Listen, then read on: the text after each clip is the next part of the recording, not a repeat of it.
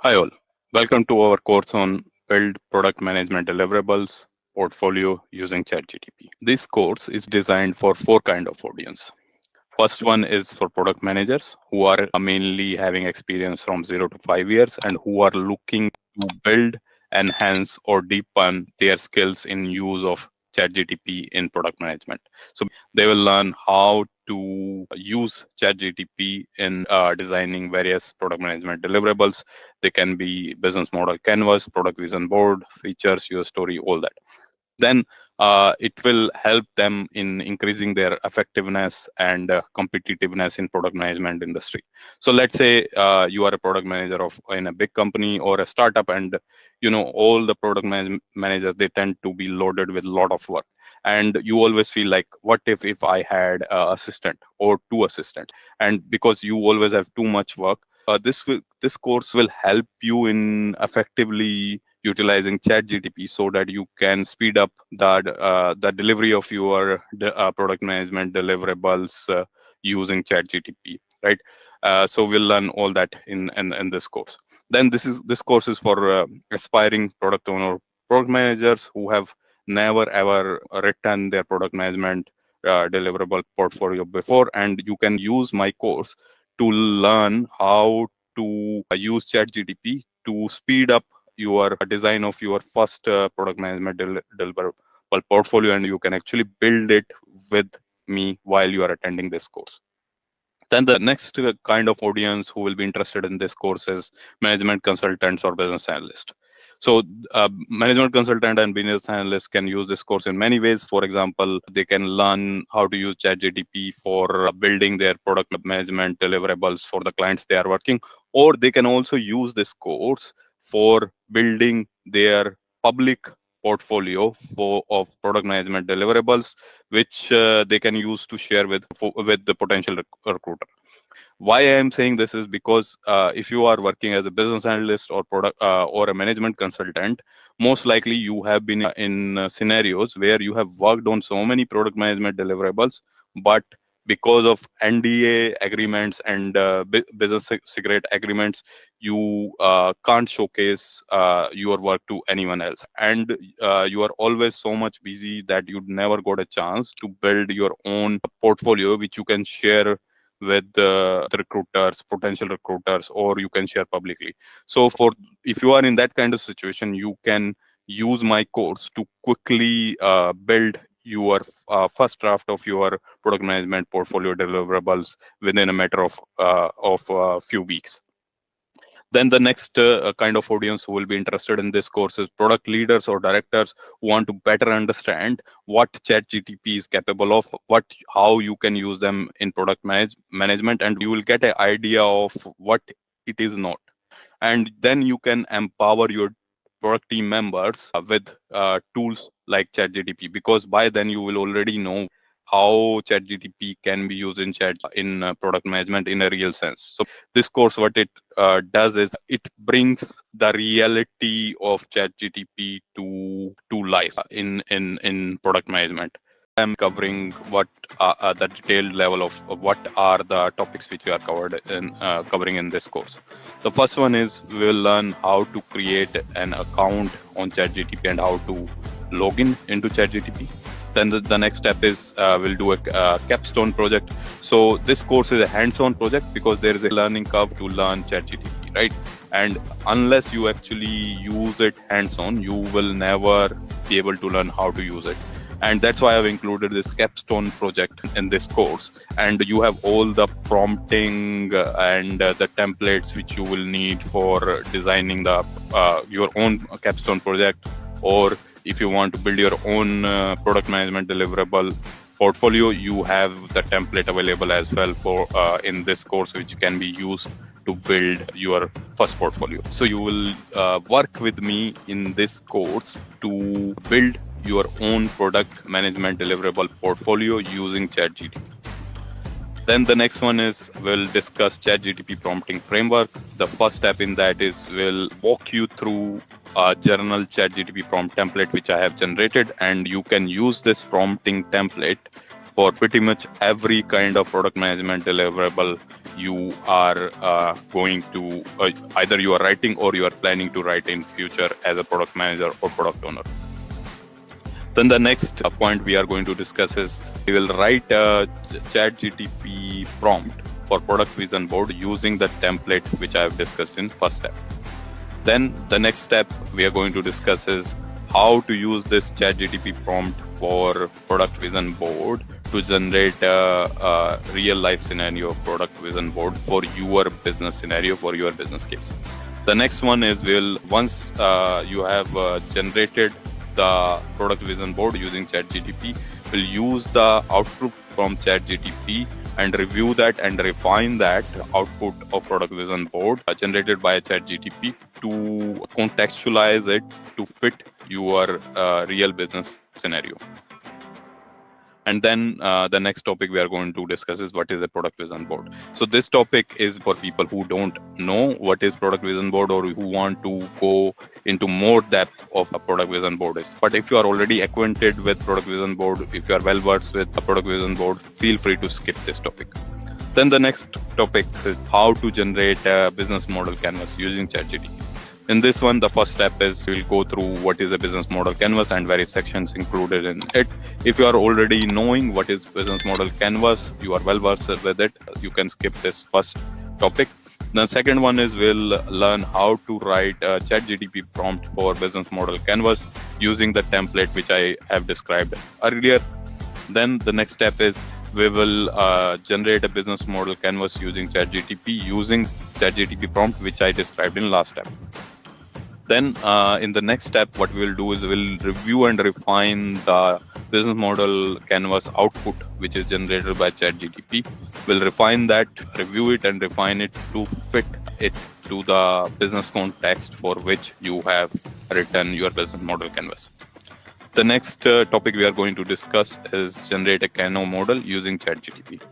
So in this one, first we'll learn how to write ChatGPT prompt for generating Kano model. Again, we'll use the prompting ChatGPT prompting template which I have discussed earlier for writing this prompt. Then we'll generate the Kano model using ChatGPT using the prompt which we discussed last step. Then we'll review and refine the Kano model generated by ChatGPT to fit your real business scenario, to contextualize it to your real business scenario. The next topic we are going to discuss is generate a Porter's 5 force model using ChatGPT. In this topic, the first step is we'll learn how to write ChatGPT prompt for Porter's 5 forces model using the prompting template, ChatGPT prompting template, which I discussed earlier.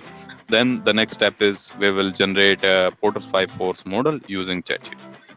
Then I have added 2 additional topics to this course. The first one is sample product vision board. In this section, I will walk you through a sample product vision board which I have generated using ChatGPT. It will help you to understand how a real life product vision board looks like. Then the next one is I'll discuss in this section with you is a business model canvas for Airbnb. This will help you in understanding how a real world Airbnb business model canvas looks like. So these are the key things which we'll cover in this course. And again, another key point here is there can be hundreds of kinds of product management deliverables which a product manager, product owner or director work on. So this course is not discussing all the deliverables. What it does is it gives you a framework, a template on how to write the prompts for ChatGPT, and it gives you the steps which you can use to generate your first version of product management deliverable. For example, a user story from ChatGPT, and then what you can do is you can refine it and contextualize it to your context. So it doesn't teach you each and every product management deliverable, but what it teaches you is the steps which you can use to generate those deliverables from ChatGPT. It gives you those steps, those thinkings, those frameworks. That's what it does. Thanks for attending my course, and I'm looking forward to work with you.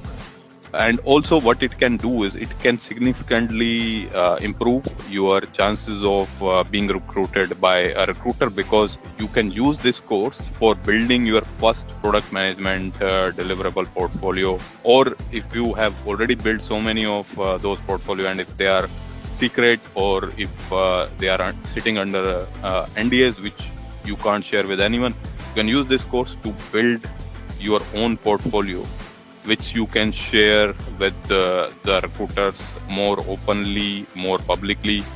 And you can use this course to build your brand. Also, it helps you to speed up your process of writing your first draft of your product management deliverable.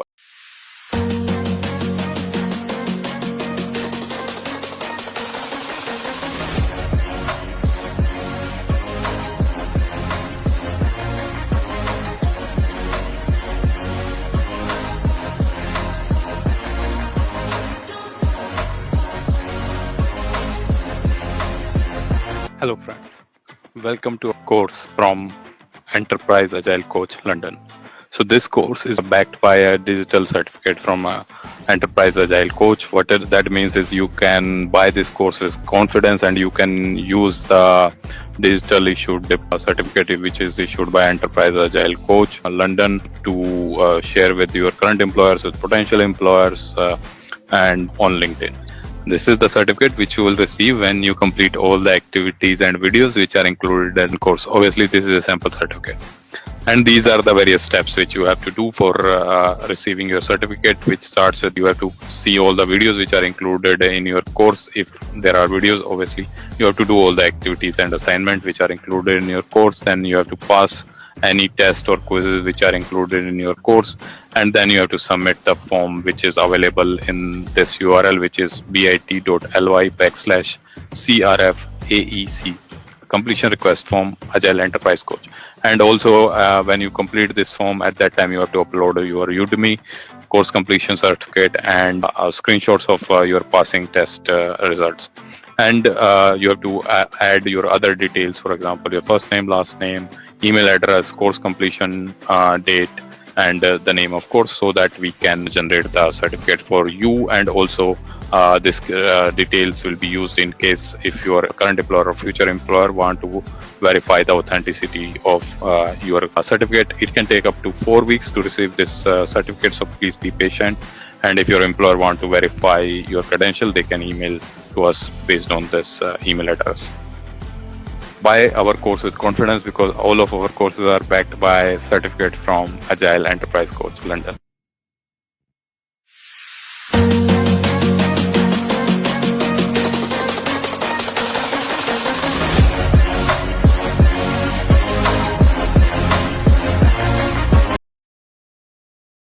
Think about how much time and effort go into market research, product strategy definition, product development, and product launch. These traditional product management processes often involve extensive time and resources. Now, imagine having an AI-powered assistant like Microsoft Copilot and ChatGPT that streamlines these processes, helping you make decisions faster and more informed than ever before. These tools are not just optimizing product development but revolutionizing it. In this video, we'll explore how GenAI tools like Microsoft Copilot and ChatGPT can transform the entire product management lifecycle, from initial concept to post-launch analysis. Let's dive in and discover their full potential. The first crucial stage of the lifecycle is market research.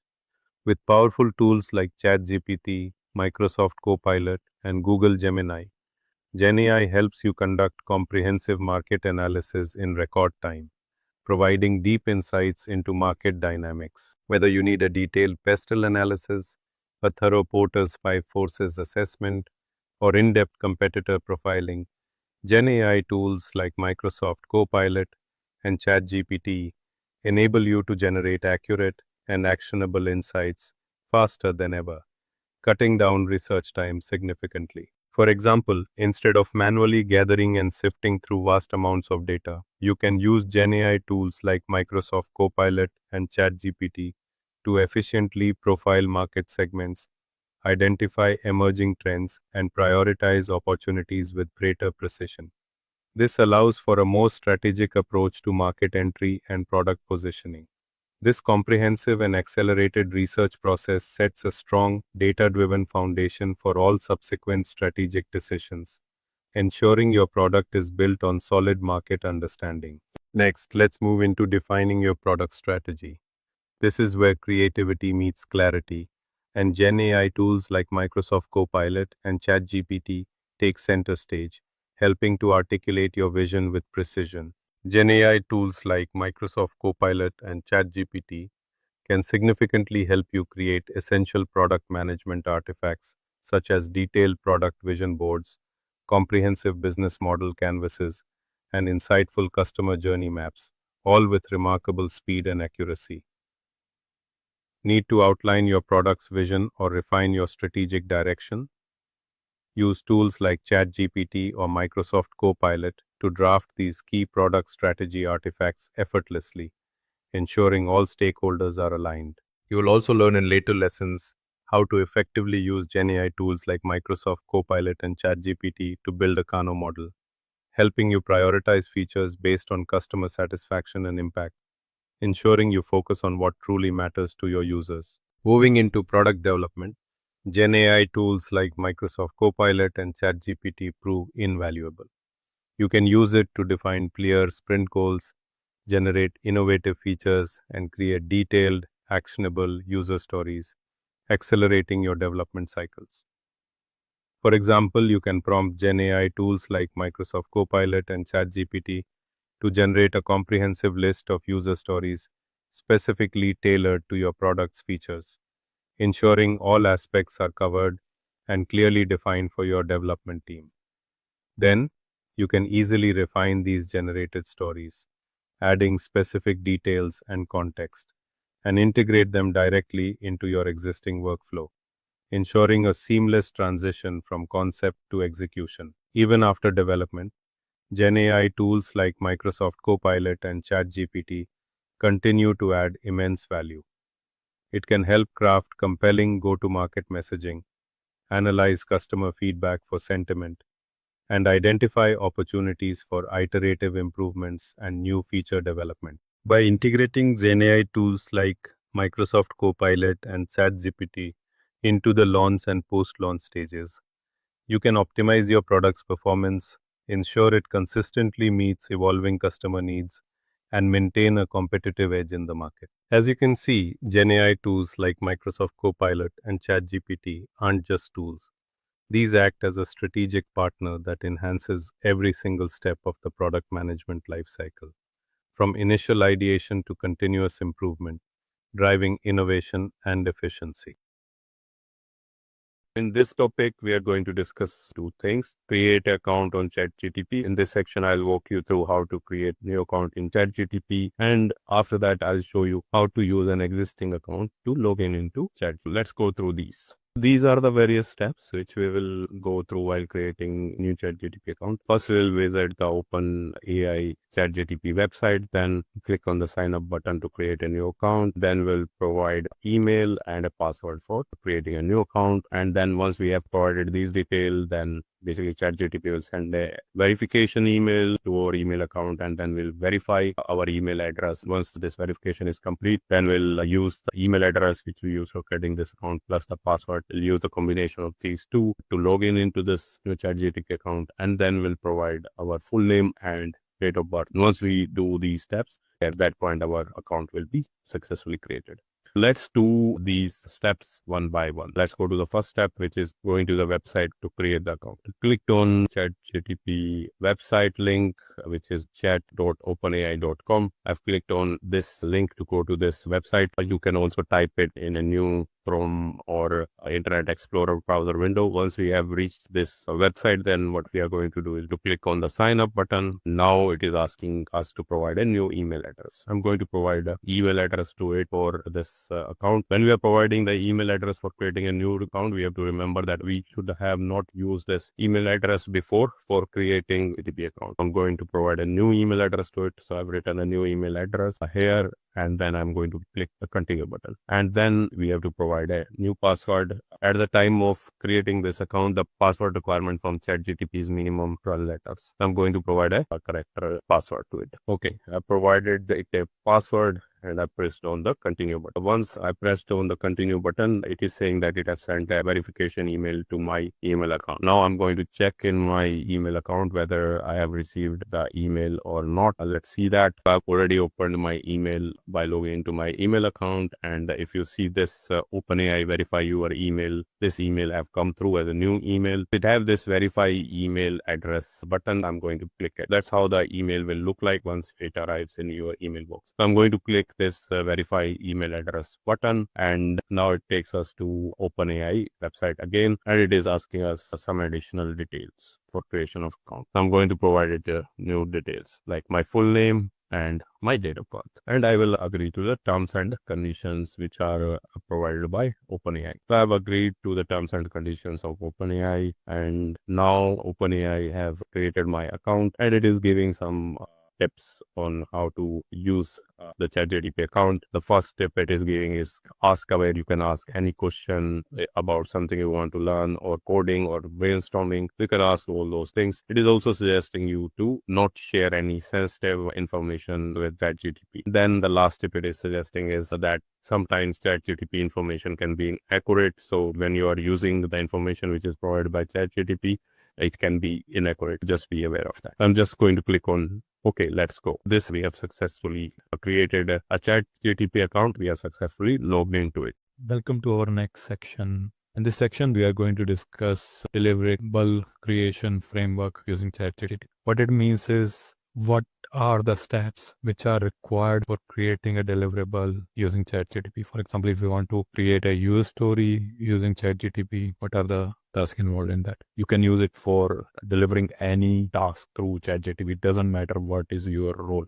For example, you can be a product owner, product manager, tester, business analyst, accountant, marketer, proposal writer, anyone. Whatever is your role or whatever work you are trying to do, this will be the high level approach you will be needing to approach your task or deliverable for generating it through ChatGPT. This deliverable creation framework using ChatGPT has 4 steps in happy scenario. First step is analyze and understand the task at hand. What does that mean? You go through the problem, you understand what is the problem you are trying to solve, what is the task you are trying to do, or what is the name of the deliverable you are trying to create using ChatGPT. What are the various sections in that deliverable? What are the sections which you will require in the response? Those kind of things you will understand in this step.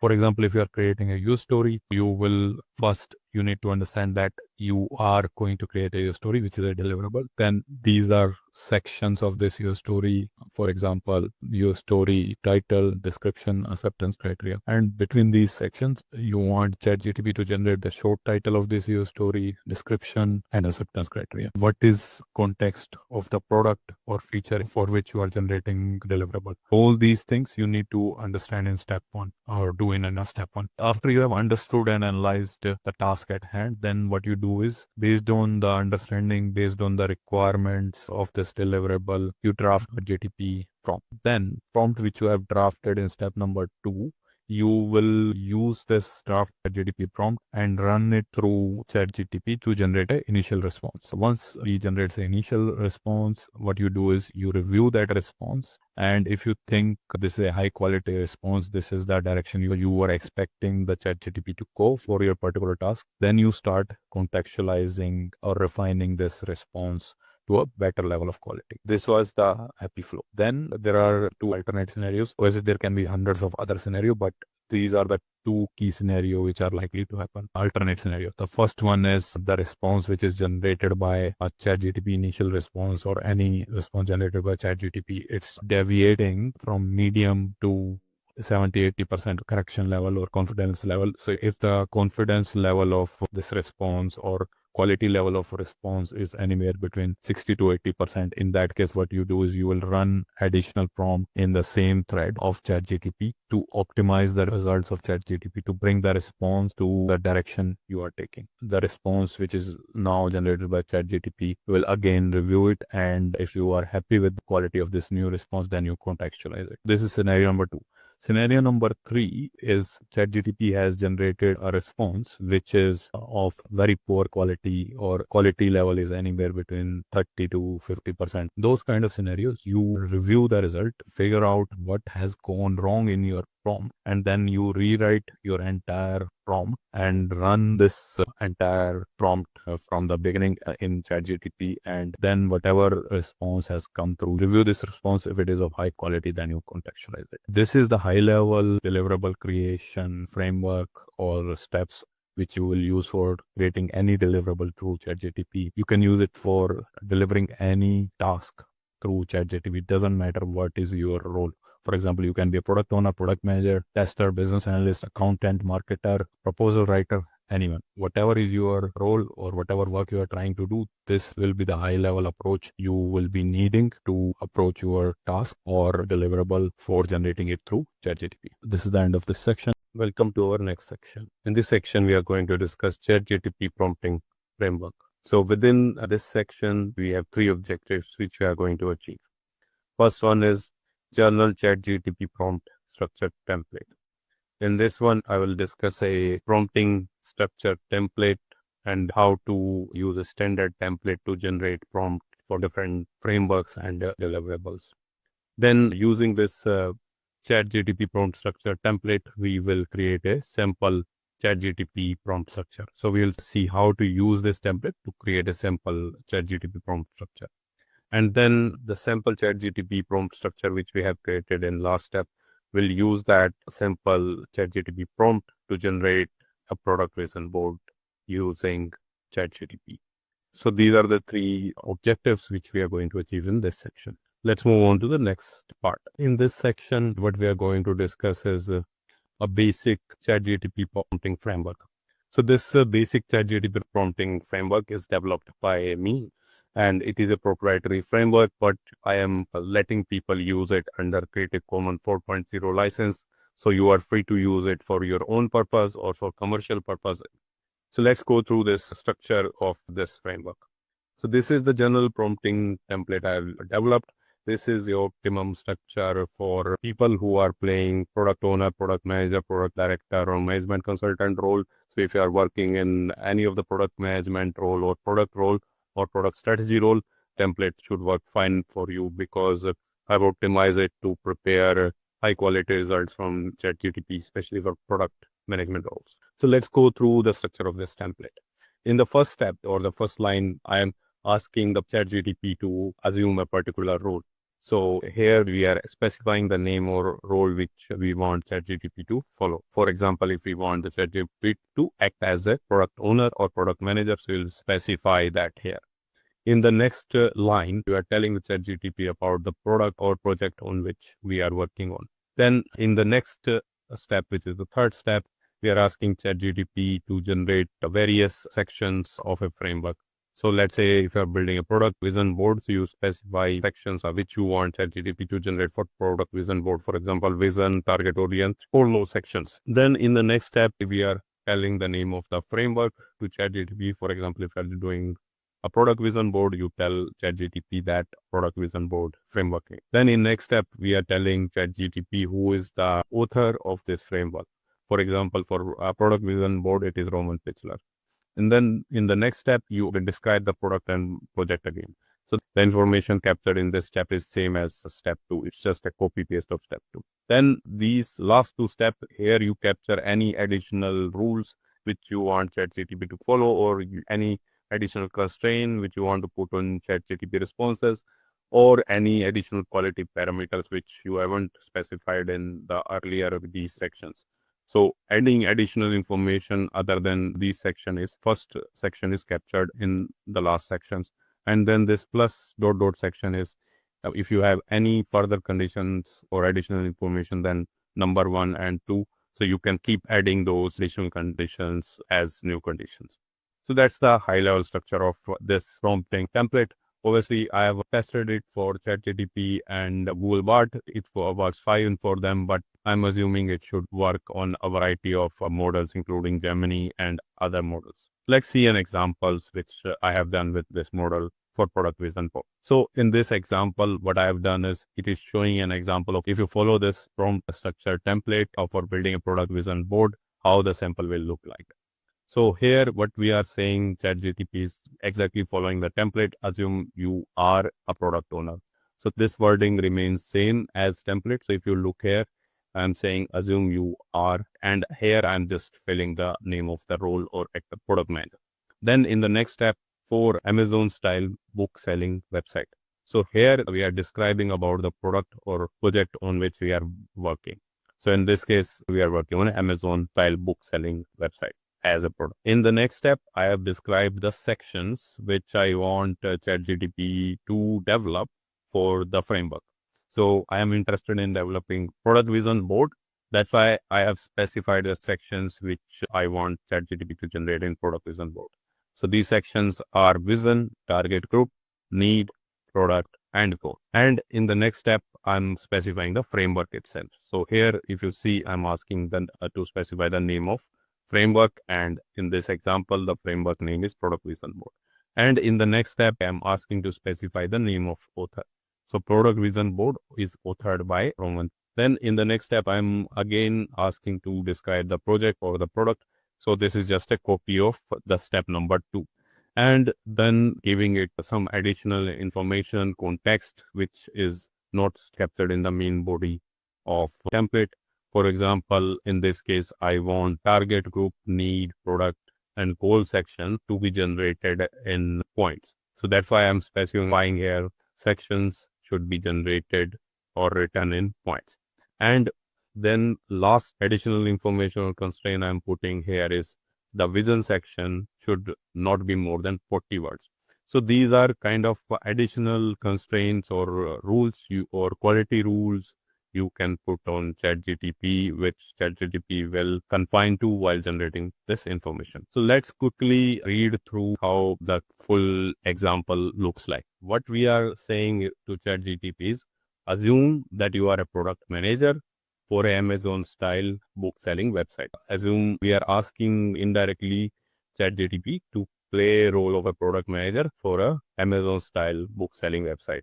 And then in the next step, we are asking ChatGPT to generate vision, target group, need, product, and goal section for a product vision board, which is heard by Roman Pichler for this Amazon book selling website. So in this section, we are telling ChatGPT that these are the sections which we want you to produce for a product vision board, and this product vision board framework is authored by Roman Pichler, and we want you to produce this product vision board for this Amazon style website. And then in the next section, I'm telling ChatGPT to write target group, need, product, and goal section in form of point. And in the next section, I have asked it to capture the vision section in not more than 40 words. So this is an example of prompt for product vision board look like for a zone style website. Let's move on to the next section. In the next section here, you can see a product vision board template. I suggest you to use this template while actually working on ChatGPT. The idea is this is a hands-on course. So if you want to learn how to use ChatGPT, you have to actually make your hand dirty and basically go and actually use it. So I suggest you to use the prompt which I've shown you in the last section to go and use in ChatGPT and then actually fill this template. So in this product vision board template, we have these following sections: vision, target group, need, product, and business goal. And this product vision board is authored by Roman. So let's try to generate this product vision board through ChatGPT. So we have already written a sample prompt in our last section. So I'm just going to copy that prompt and go to ChatGPT. This is my ChatGPT interface. Going to start a new chat by going to this part, click on this, and then paste the prompt which I've written earlier. So again, if we quickly review this, assume you are a product manager. There will be some sentence correction error which we might fix during this step. I'll suggest you review the grammar before pushing the prompt to ChatGPT. So assume you are a product manager for an Amazon style book selling website. Generate the following sections: Vision, Target Group Need, Product and Goal for Product Vision Board by Roman Pichler for this Amazon style book selling website. Then in this case, writing the additional constraint which ChatGPT have to apply. Target group need product goal sections should be written in points, and then vision section should not be more than 40 words.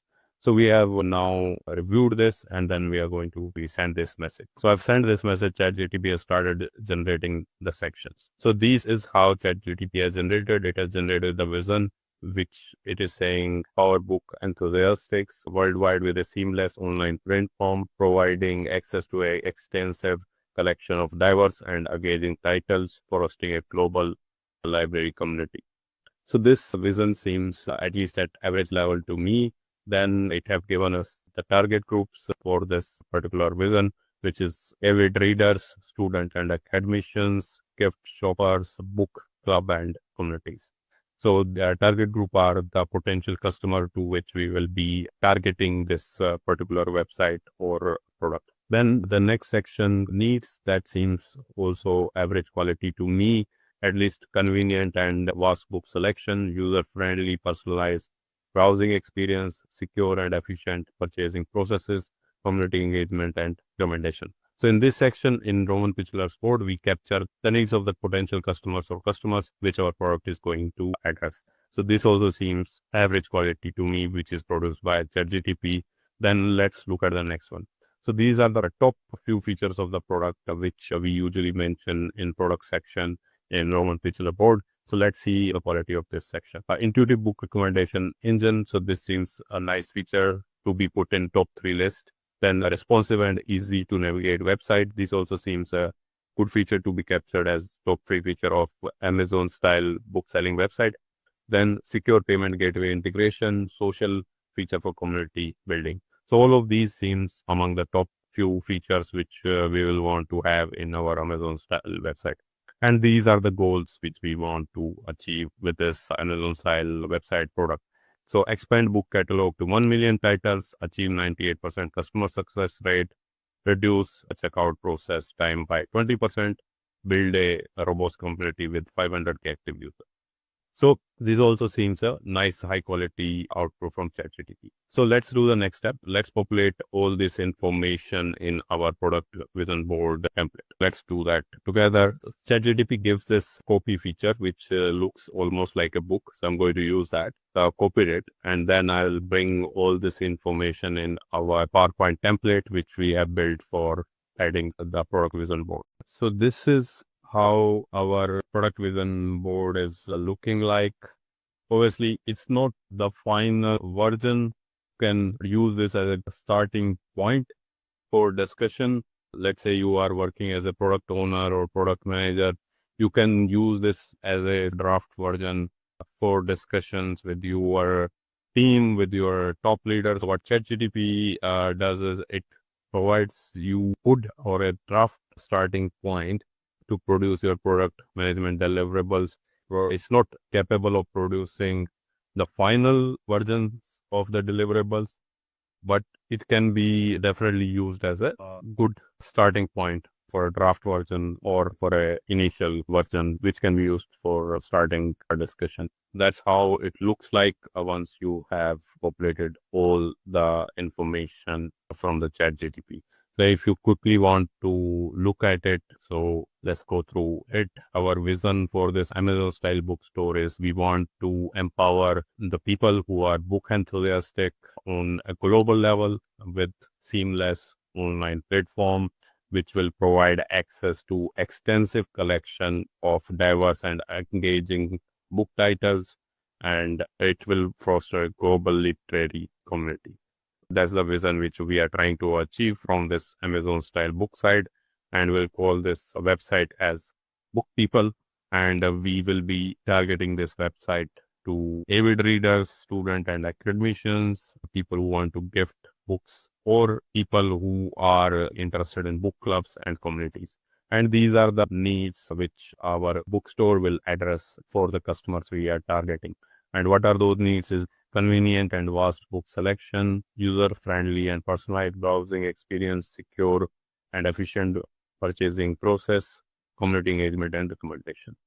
And then these are the top few features of this product, which is intuitive book recommendation, response and easy to navigate, a secure payment gateway, social feature for building community. And these are the goals which we are trying to achieve using this Amazon style book store, which we want to expand our book offering title to 1 million. We want to achieve 98% customer satisfaction rate. We want to reduce the checkout process time by 20%. And we want to build a community of 500K active users. So all of this, it's a high quality response produced by ChatGPT. It can definitely be used as a draft version or a good starting point for debating the product vision for your particular product with your team, with your leaders. But always keep in mind that whenever you're producing deliverables using ChatGPT, please review the response which is generated by ChatGPT and customize and contextualize it based on your own need.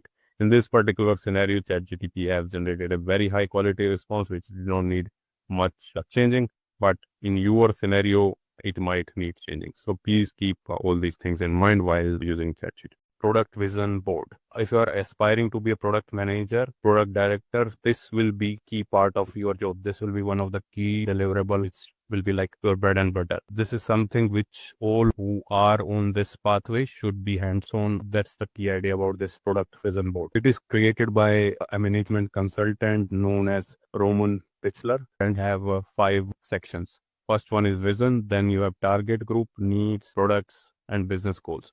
What is the purpose of a vision? The product vision should not be a plan to show how to reach your goal. Instead, you should be actually writing where you want the product to be. The product strategy is pathway towards your goal, which is the vision. This enables you to change the strategy while grounded in your vision. And what is the other purpose of having the vision is so that you have a common understanding of the vision of product across the team. Let's say you are building a very complex product like autonomous car like Tesla, which requires hundreds of people working together on it. And each person will have their own understanding vision about the product. If you don't have a single product vision which is shared across the team, everyone will keep going in different direction. And to bring everyone on a single boat, on a single train, on a single thread of thought, what you need is a common vision which is shared across entire team.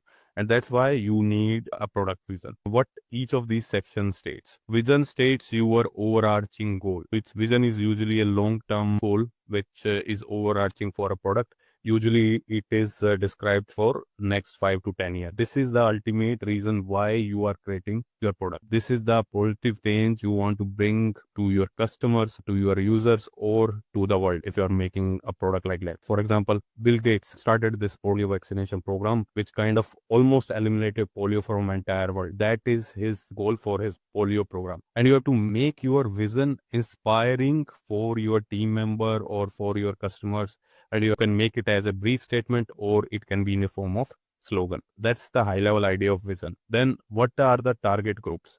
Target groups, which is the second part of this product vision board, what it does is it describes the markets or a market segment you want to address.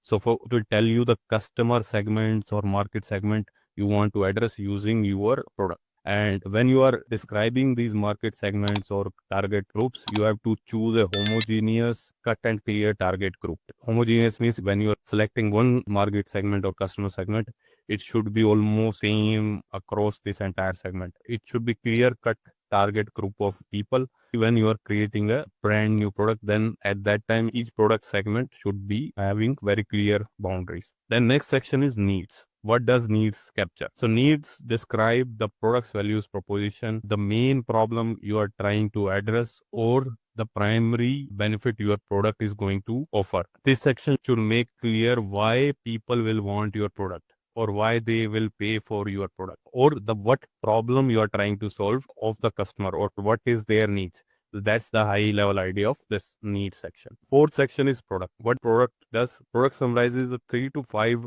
features that make your product stand out and that are critical for its success. You don't have to create an entire, like it should not have hundreds of features listed here. 3 to 5 key features which are the key features of your product, which are critical for success of your product. those should be described in this section. The next part is business goal. Business goal section explains why it is worthwhile for your company to invest in this product. It states the desired benefits. For instance, you want to increase the revenue of your company, you want to penetrate a new market, you want to reduce cost. Vision is about what positive change the product will bring in life of customers, in life of society. Vision is what advantage or benefit the product will bring in life of customers. That is vision. But business goal is, let's say you are Apple, you are trying to introduce iPhone. What positive change it brings in life of customers or users who are going to use iPhone?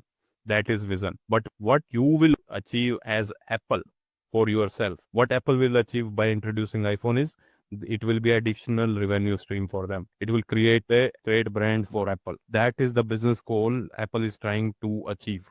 It will create almost a monopoly for them in premium mobile segment. This is what they are trying to achieve through Apple in form of business goals. Business goal is what Apple is going to achieve from introducing this product. Vision is what the customers of iPhone, which is the product, are going to achieve in next 5 years. What is the benefit they are going to get in next 5 years? What is the change in society that will be achieved?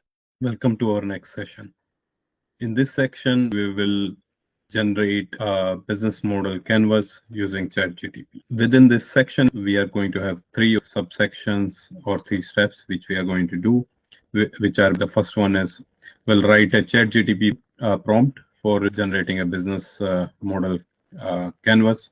For this, we'll use the standard prompting template, which is recommended by me.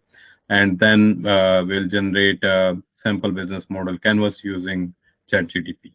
So whatever prompt we generated in step 1, we'll use that ChatGPT prompt for business model canvas to generate a business model canvas using ChatGPT. That's what we are going to do in this step 2. And then in step 3, what we are going to do is we'll review the business model canvas which is generated by ChatGPT against standard guidelines provided by the author of business model canvas, and wherever required, we will refine the business model canvas based on the guidelines provided by the author. So these are the 3 steps which we are going to follow in this section. So let's do this steps one by one. So the first step, in this step, what we will do is we'll write a ChatGPT prompt for business model canvas. So this is the general prompt structure, which I have discussed in a separate section earlier. So just a reminder, what this structure does is, in the first step, we'll tell the role or actor name. Then in the next step, we capture the description of the product or the project.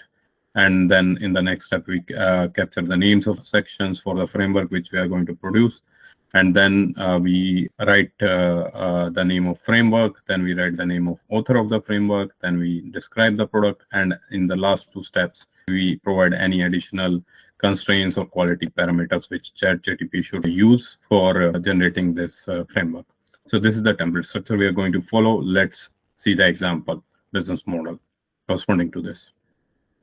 So in this case, what we are doing is we are following the template for generating a business model canvas for Amazon style website.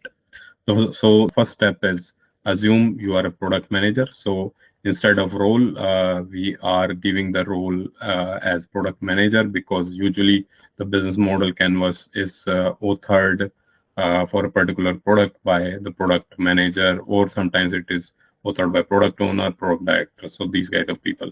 But product manager is most suitable for this kind of role. That's why we are using the product manager role. Then in the next step, we are describing about the product for which we are generating this business model canvas. So in this case, the product is Amazon style book selling website. Then in the next step, we are writing the names of the sections which we are generating for this business model canvas. So I have written the 9 section names of business model canvas, which are customer segment, value proposition, channels, customer relationship, revenue stream, key resources, key activities, key partnership, and cost structure. And then in the next step, I have written the name of the framework itself. In this example, the framework name is Business Model Canvas. And in next step, I have named the author of this framework, which is Alex Osterwalder. Then here, what I've captured is a description of the product which we are building. This is same as the step number 2. So this is exactly the copy of the 2. And then in the last step, what I have done is I have written an additional rule which I want ChatGPT to follow, which is all the sections, for example, the customer segment, proposition, all these sections should be written in points. So I want ChatGPT to produce all these sections in point format. So just a quick summary of this prompt. So here what we are doing is we are asking ChatGPT to assume the role of a product manager for a Amazon style book selling website, and we want ChatGPT to generate 9 sections of the business model canvas, which are customer segments, value proposition, channels, customer relationship, revenue stream, key resources, key activities, key partnership, and cost structure. And these sections are for the business model canvas, and business model canvas is authored by Alex Osterwalder. And this business model canvas we want to generate for an Amazon style book selling website, and we want all the sections to be written in points. So that's a high level summary of this prompt. Let's move on to the next step. So this is a sample template for business model canvas, and this is provided by Alex Osterwalder. And it has these 9 sections: key partner, key activities, key resources, and these other sections. So this is the template. Let's move on to the next one. So in this next step, what we are going to do is we will use the ChatGPT prompt, which is written by us, and basically we'll run it in ChatGPT and generate the response from ChatGPT for this business model. Let's do that. So I'm just going to copy this prompt from here. Now I'm going to go to an active session of ChatGPT. So here I have active session of ChatGPT. In my case, I'm going to reuse the existing thread which we have used before. The reason for that is because in the existing thread, I have already generated a product vision board for the same product.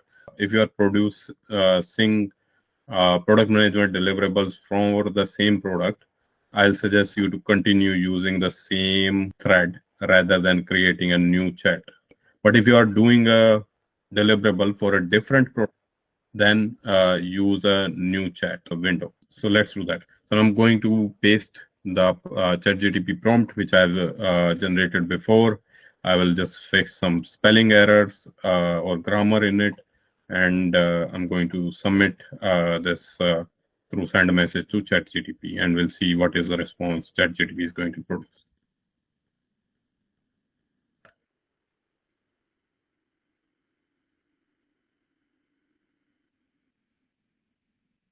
So ChatGPT has now produced a response. If you look at the response quickly, what it is doing is to produce the customer segments, for example, avid readers, casual readers, scholars and academicians, gift shoppers.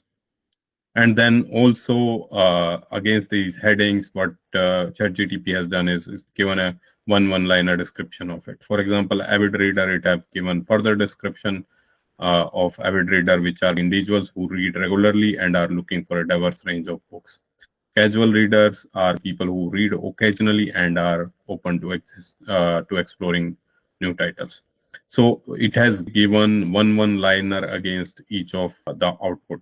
Again, let's have a quick look at value proposition. So it is saying extensive book catalog, and then it's giving a description of it, offering a vast and diverse section of books across genres. So I was only expecting ChatGPT produce this headlines, not the description, but ChatGPT have given me both headlines as well as description for each of the sections.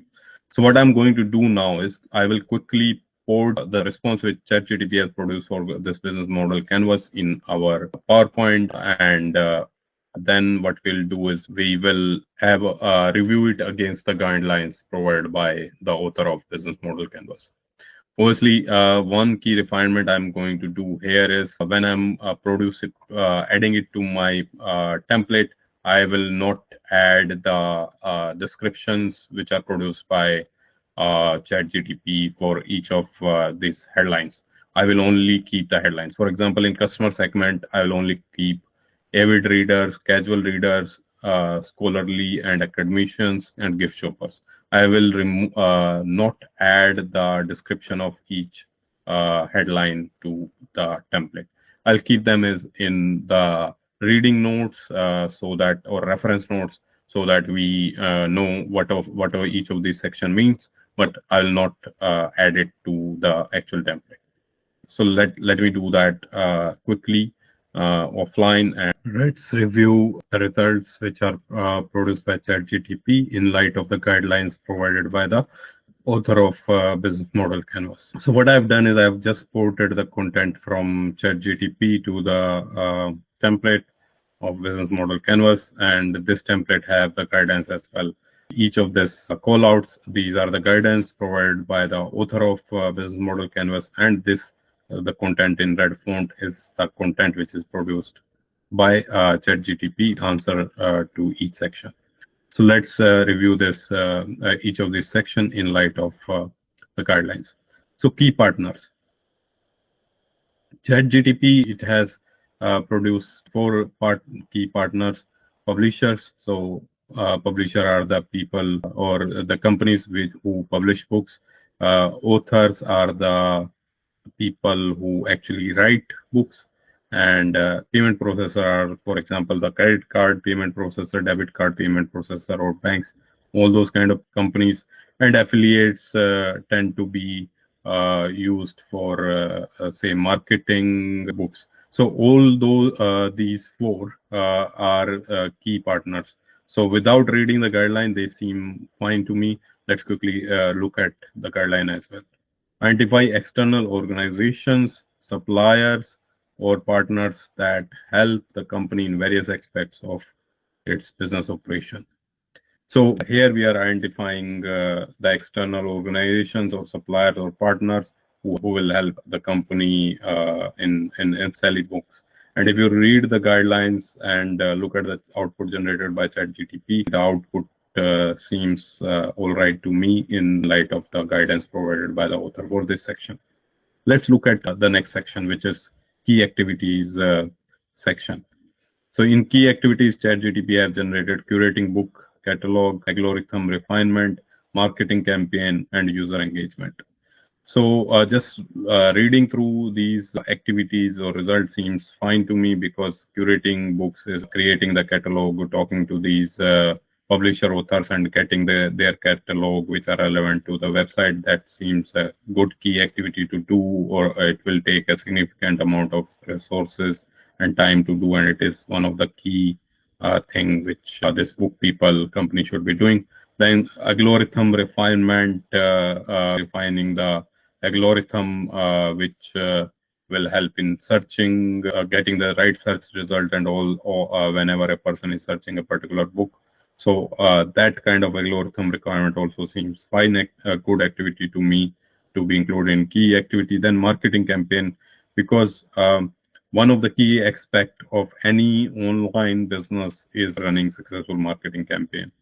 So marketing campaign also seems the correct activity, and engaging users who are either potential customers or existing customers, that also seems to have key activity. Let's see the guideline from the author of this framework. Outline the most important activities the company must perform to make its business model work. So here we have activities the company must be doing to make the business model successful. We have to capture those activities. So in based on reading the guidance and the activities, both in the activities generated by ChatGPT seems fine to me. I don't see any problem in the quality of output of ChatGPT in this scenario. Let's look at the guidance for key resources now. So key resources are, as per the guidance, the list of critical assets, infrastructure, resources required to deliver the value proposition, reach consumers, and operate the business. So it is listing the most critical assets without which the business will not exist, including the infrastructure or any other resources which are required to deliver the value proposition to the customer. So that's the guidance it is given. Let's see whether we have captured the key resources or not. Extensive book database. So if we don't have an extensive book database, that means when the potential customer come to our website, they will not have anything to buy. So extensive book catalog seems a key resource to me for this business model. Technology infrastructure, having that the website, which is the code of the website or website which is required to run this business, having the servers which will host the website, having the payment in connection to the third-party payment APIs and connection to the couriers or the post service which will deliver, ship these books. So having all that technology infrastructure in place seems a key, right key activity to me. Then recommendation algorithm. That also seems a key resource because based on the right recommendation algorithm, the right recommended book will be recommended to potential customer or customers based on the interest of customer, based on their past history of purchases, based on their past browsing history of our website. Then the marketing team, because marketing is one of the key activity for an online website, and that's why having a great marketing team seems to be a right key resource to me. So the quality of this output also seems fine. I don't think we need to refine anything in this section as well. Let's look at the cost structure. So the guidance of cost structure is break down the cost associated with operating the business. This includes fixed cost, variable cost, as well as economies of scale. So we have to identify the key cost which will be put in these three buckets: fixed cost, variable cost, and for an online business which is selling books, technology development seems to be one of the key variable cost as well as fixed cost to me. Then marketing and advertising cost again seems to be running the customer support team or department. The expenses associated with it also seems the right category of cost to be captured here. So I don't think this section need any refinement. So we have reviewed this section successfully. Let's look at value proposition. So the guidance or value proposition is outline the unique value or solution that the company offers to its customer, and what problem does it solve or need it fulfills. So here in this section, we have to capture the unique value or solution which our company is offering, and what problem we are trying to solve or what need we are trying to fulfill. So let's look at ChatGPT's response. Extensive book catalog. This can be a good unique value proposition because many businesses which are either offline or online, they tend to have a smaller catalog which result in, even though if a lot of customer comes to them, they might not have relevant books for them. That's why having an extensive book catalog seems a right point to be captured in value proposition. Then personalized recommendation also seems to me a good unique value proposition, because rather than showing irrelevant book recommendations in which a potential customer might not be interested, giving them targeted and personalized recommendation based on their interest, based on their browsing history, based on their purchase history seems to be a great unique value proposition to have. Then seamless shopping experience.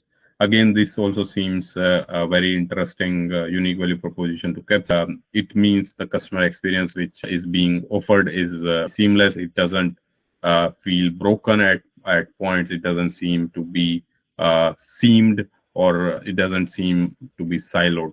So having that great and seamless shopping experience seems to be a good value proposition.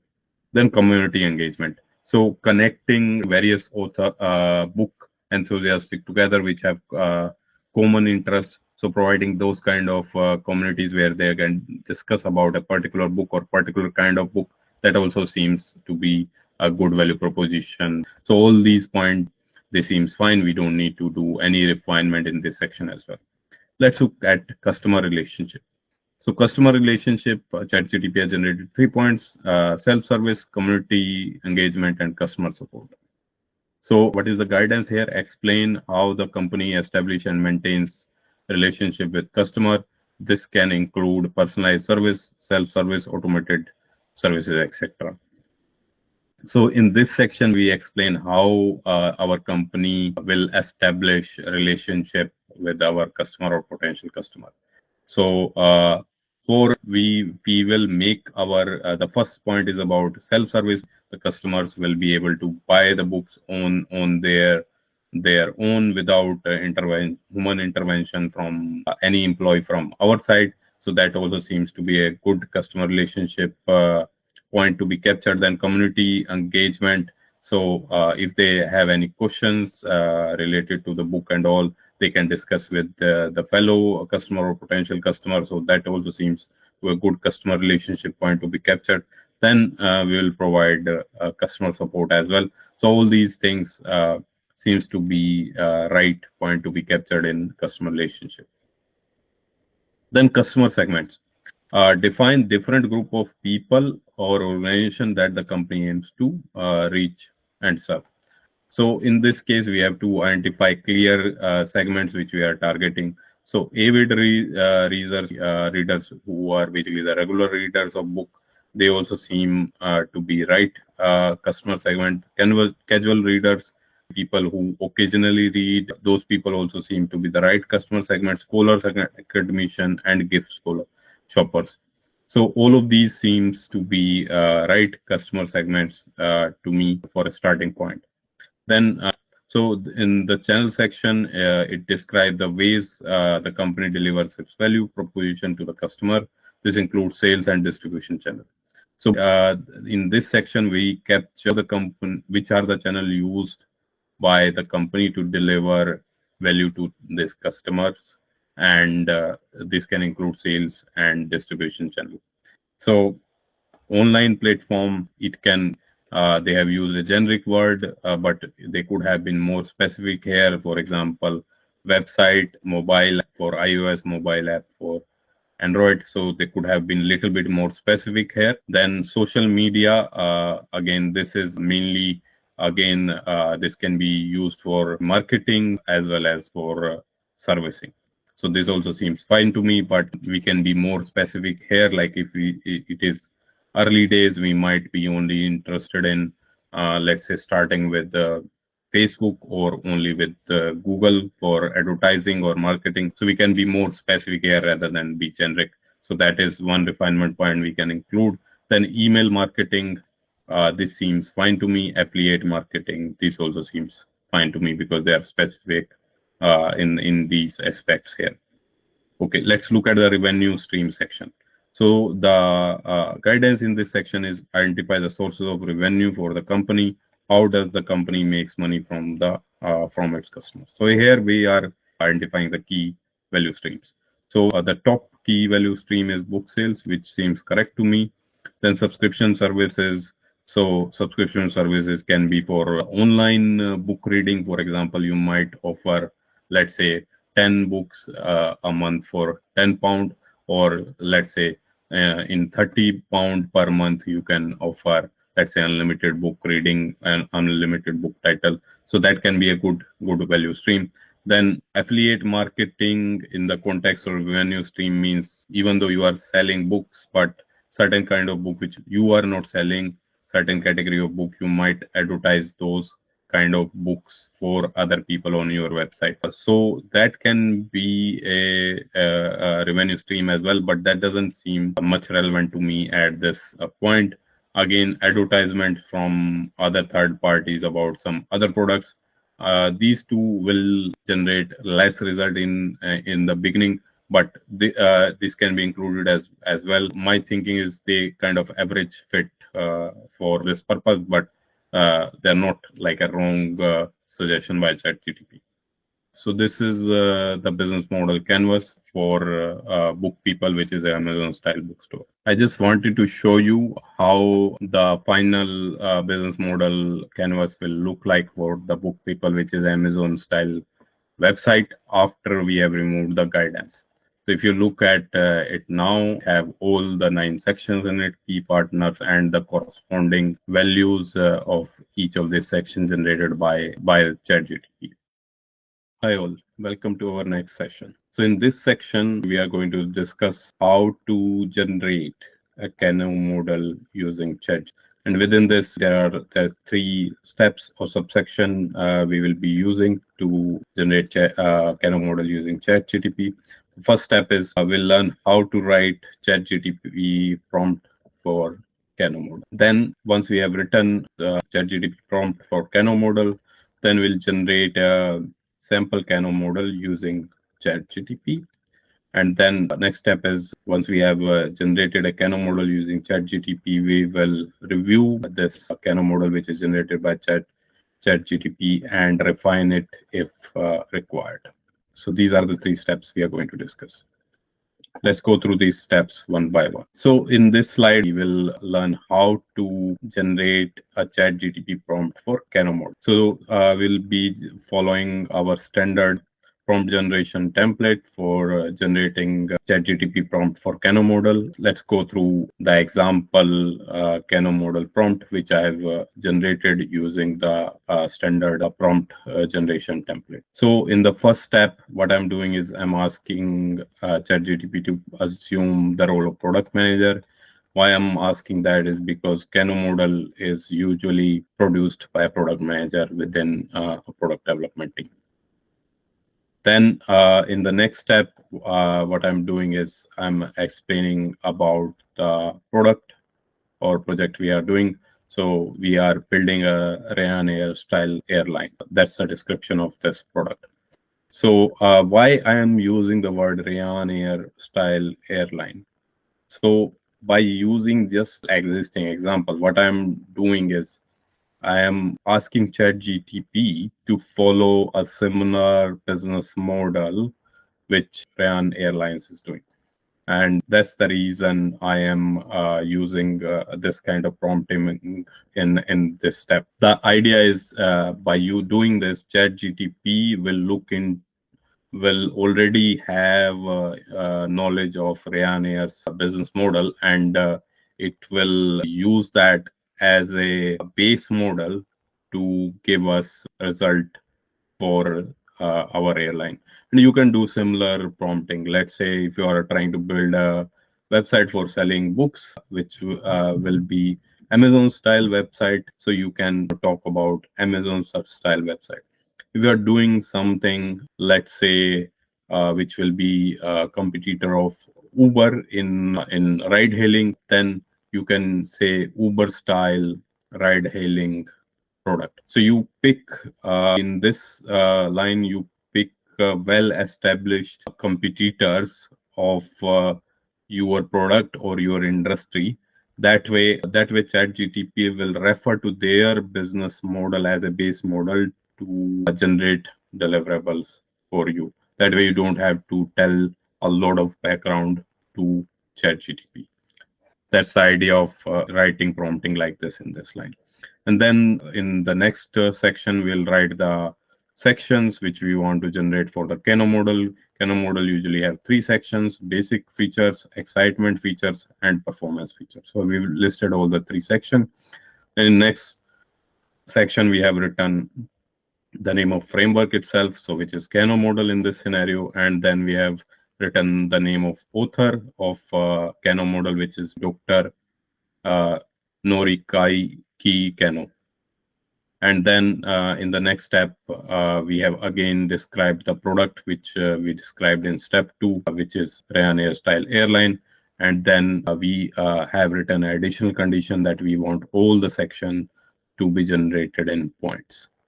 Okay, so it is just what we are doing is we're just populating the values of these red fonts, which are in parentheses in the sample. So we are just following the template and populating the values of these red font items in the model. So if I'm showing you quick mapping of each of the lines by doing this.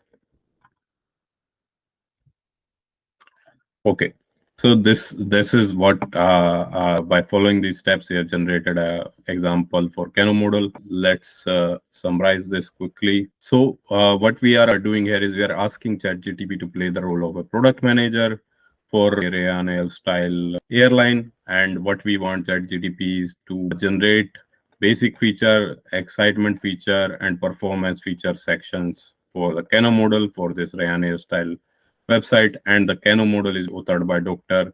Noroki Kano, and we want all the sections for this Kano model to be written in points. So that's a summary. Now the next step is to actually use this prompt to in ChatGPT to generate these sections. So let's do that together. So I'm going to just copy the prompt which we have generated for the Kano model, and we'll just go to ChatGPT and we'll start a new thread or a new chat. The reason for that is I'm going to produce this Kano model for this Ryanair style airline for the first time. We haven't done any product management deliverable for this product before, so that's why I'm going to use a new chat window here. Okay, I've started a new chat window, and now I've pasted the prompt which we have generated for this Ryanair style website, and I'm going to post it to ChatGPT. ChatGPT has started generating the response for this. And what ChatGPT has done, if you look carefully, is it have generated the headlines for each of the section. For example, for basic feature, it has generated low-cost fares as headline. But in addition to that, it has given description of each of these sections as well. So for low-cost feature, it is saying competitive pricing to attract budget-conscious travelers, transparent pricing with minimal hidden fees, point-to-point connectivity, online booking and check-in, standard seat allocation, and on-time performance. So it has given us the headlines, plus it has given some of the descriptions as well with each of the headline. So look at the excitement feature as well. It has given us the headlines, customizable ancillary services, in-flight entertainment option, exclusive loyalty programs, plus it has given the description of each of them. Same way for performance feature.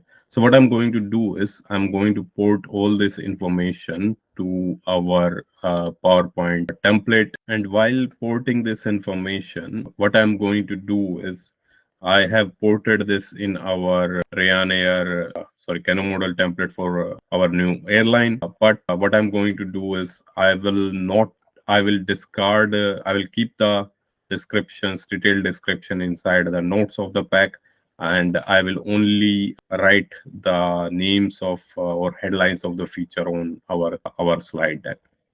So that's what I'm going to do now. I'm going to port them one by one.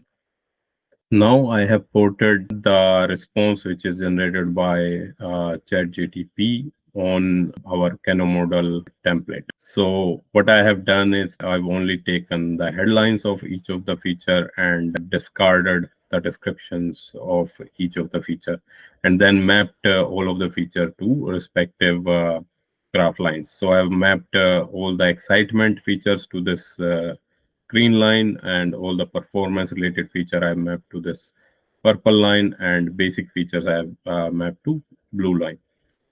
Now let's do a quick reminder of the guidance on Kano model for a feature, and then we review the features, the result generated by ChatGPT against the guidance. So the first section is excitement features.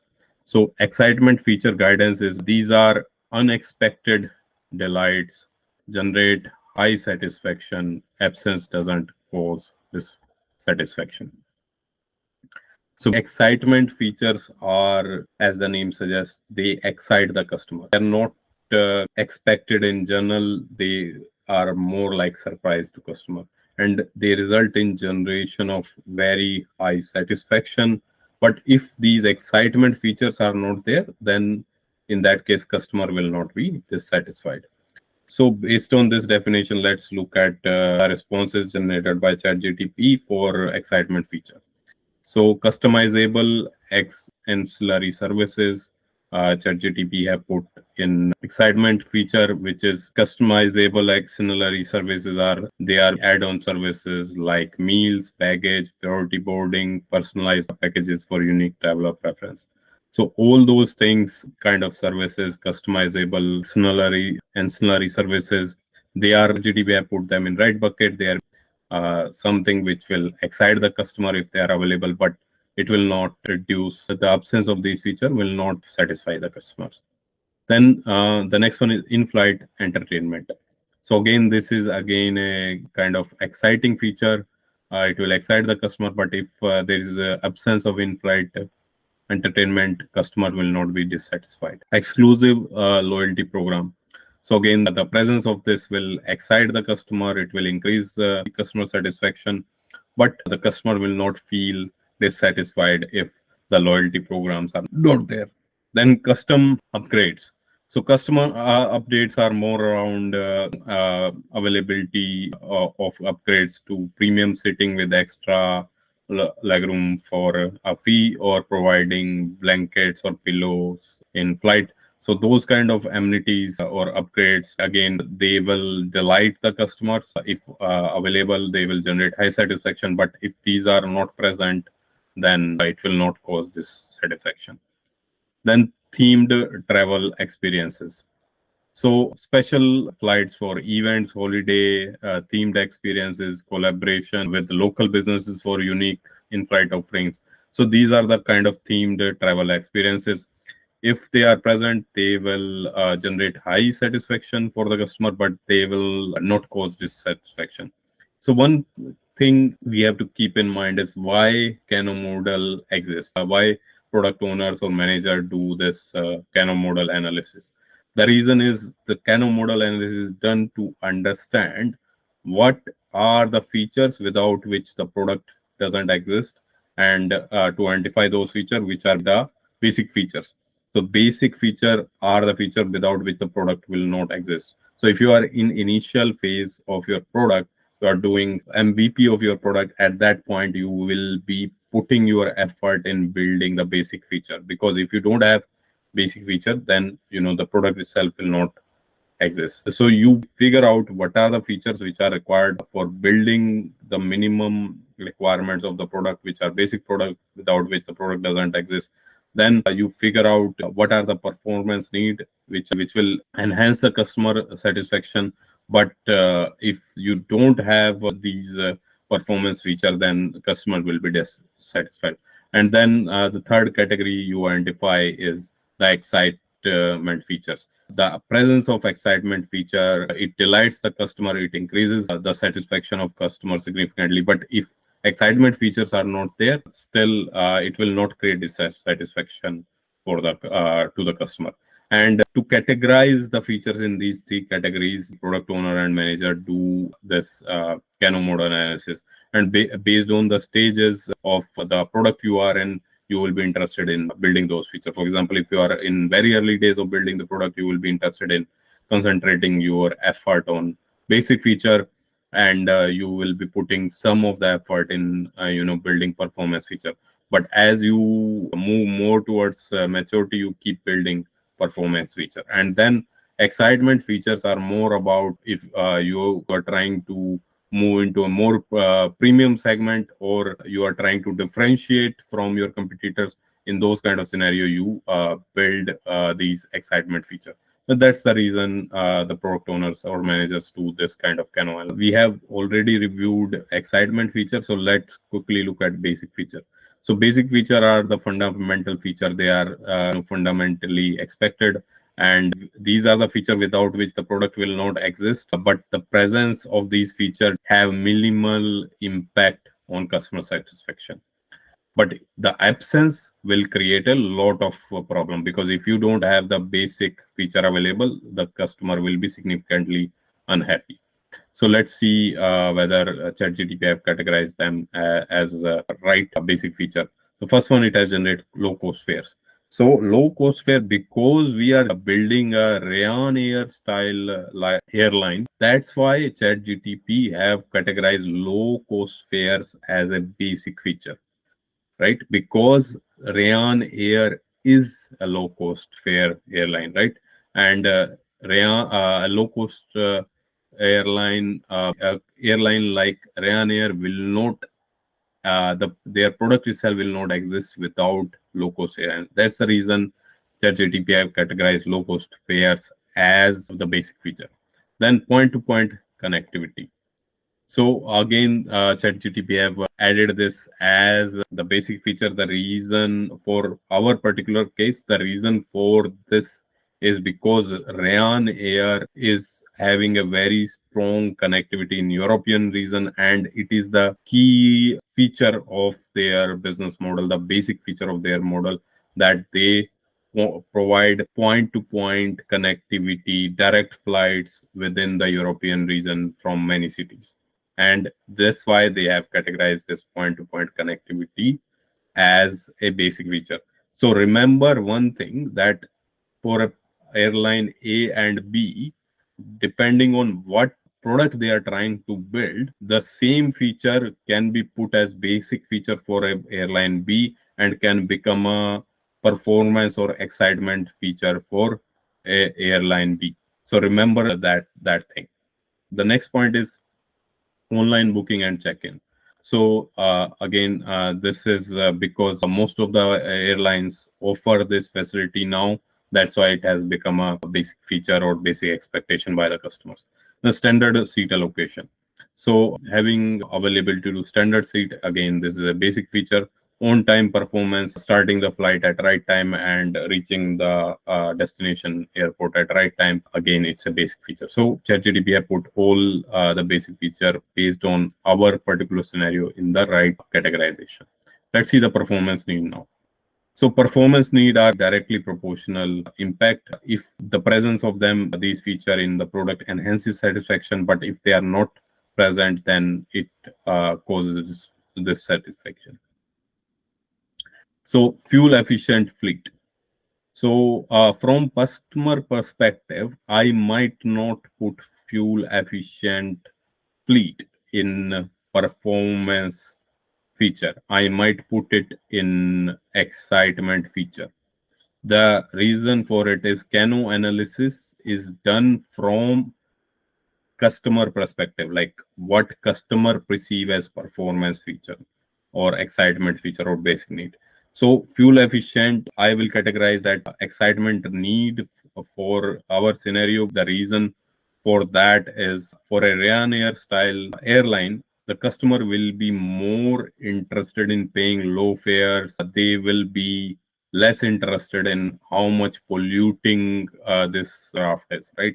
How much, so that pollution kind of expect should be more of excitement feature in case of Ryanair style airline. So in this case, I will move this to excitement feature.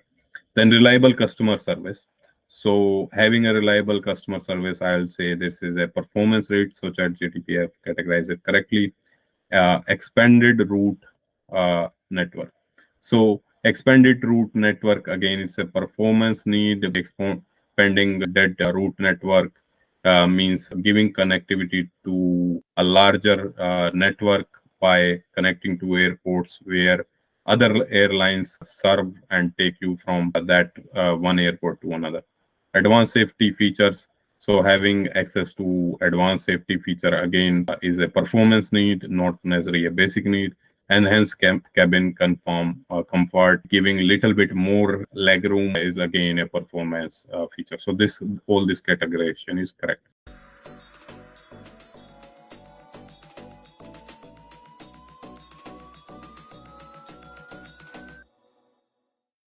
Hi all, welcome. Imagine unlocking a powerful tool that not only simplifies computer analysis but also accelerates your decision making process. Sounds interesting? Let's dive in. In this section, we will uncover how to generate draft market segments effortlessly using ChatGPT, a game changer in strategic planning. Market segmentation is the cornerstone of effective computer analysis.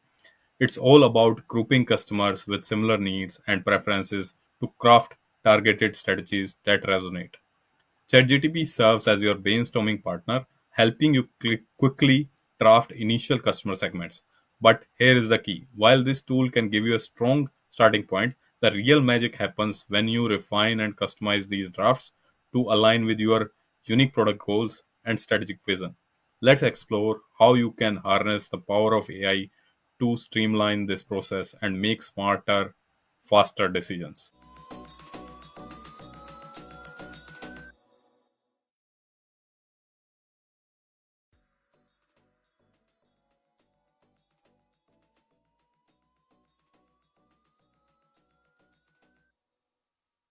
So the first step is to start with a journal prompting template.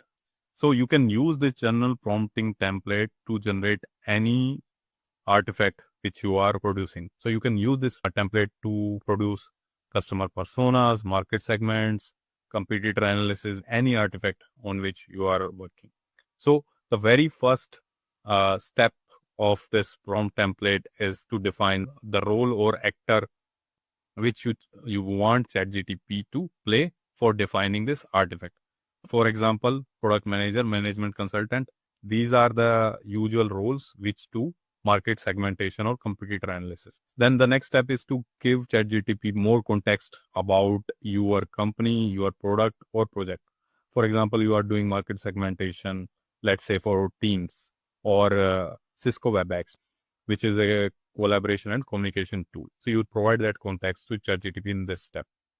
Then you provide the key skills or education qualification which are relevant to this artifact, which are usually part of profiles of people who do these artifacts. For competitor analysis, usually this education is MBA in strategy. So we provide the name of the education qualification and also the key skills for producing this artifact. For example, the key skill for producing this artifact is competitor analysis or a market segmentation or whatever skills are relevant to producing this artifact. You list them here. Then what you do in the next step is you list the names of sections which you want ChatGPT to produce in this particular artifact.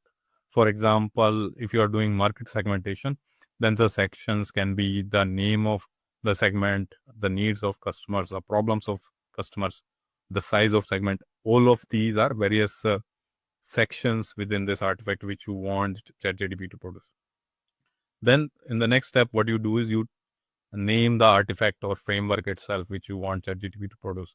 For example, if you are doing competitor analysis, you provide competitor analysis as the name. If you are doing market segmentation, you provide market segmentation as the name. And then in these steps, you provide any additional information which is relevant for producing the artifact or framework, or you provide the business rules which you want ChatGPT to follow for producing this artifact. For example, you want the format of the output to be in tabular format, or for example, you want all the content which ChatGPT will produce for this particular artifact to be in points.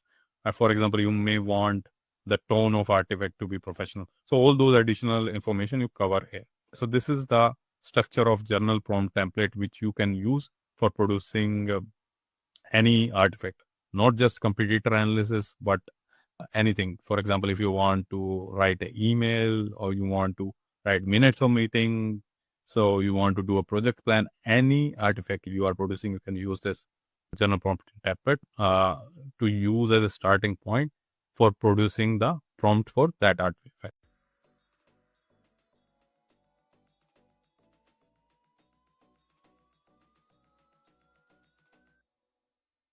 So the next step is to use this journal prompt template to produce the prompt for the artifact which you are producing. In this case, we will use the journal prompt template to produce the prompt for market segmentation. So our artifact which we are trying to produce is market segmentation, and we use this prompt template to generate that prompt for market segmentation.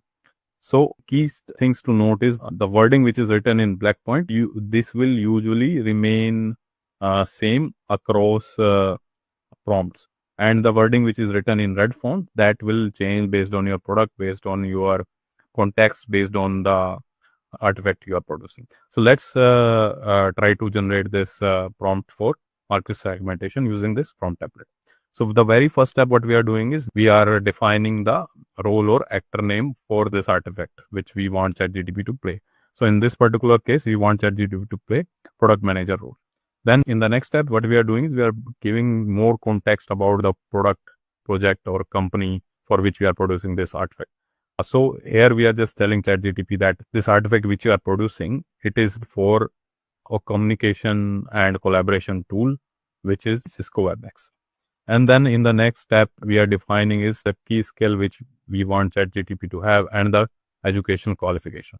So we want ChatGPT to have competitor analysis as its key skill or expertise in, and we want ChatGPT to have a MBA in strategy from Harvard University. What we are doing is we are identifying the persona of profiles of people who usually produce this artifact, which is market segmentation. And usually this kind of artifacts are prepared by people who have expertise in computer analysis and who have done MBA in strategy.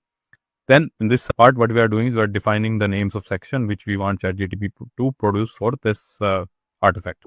So the names of the section are segment description, customer characteristics, needs, motivation, all the sections we are listing here which we want ChatGPT to produce for this artifact. Then we are defining the name of artifact itself. In this case, the name of artifact is the segment analysis. Then we are defining any additional rules which we want ChatGPT to follow for producing this artifact.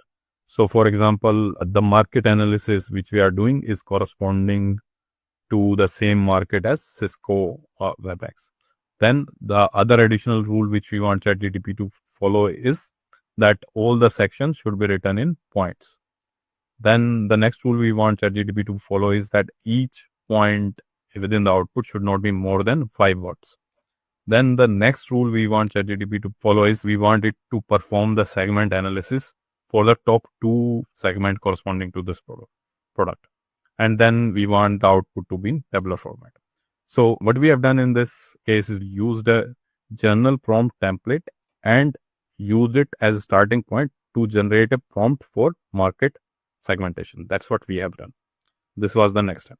So after this, what we'll do is we'll run the prompt which we have drafted in this tab in ChatGPT.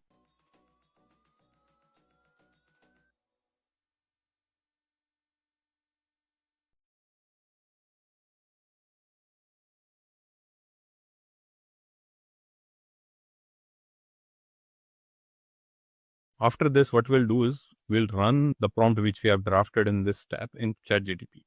Obviously, you can also copy this prompt and run it in ChatGPT to produce your own market segmentation artifact. Obviously, you need to contextualize it a little bit for your product, for your context, or for the work you are doing. You need to contextualize it, but most of it is reusable for you. It will be a good starting point for you. Most likely, if you are producing a first draft, this prompt will be 80% reusable, and you might have to change 10 to 20% of it. So I'm just going to copy it, and then I'll just go to ChatGPT and run this prompt. Now I've gone to ChatGPT, started a new thread by clicking on this pencil. I've clicked this new chat. Then I'm going to paste it using Control V. Pasted the entire prompt, which I have walked you through in the last slide.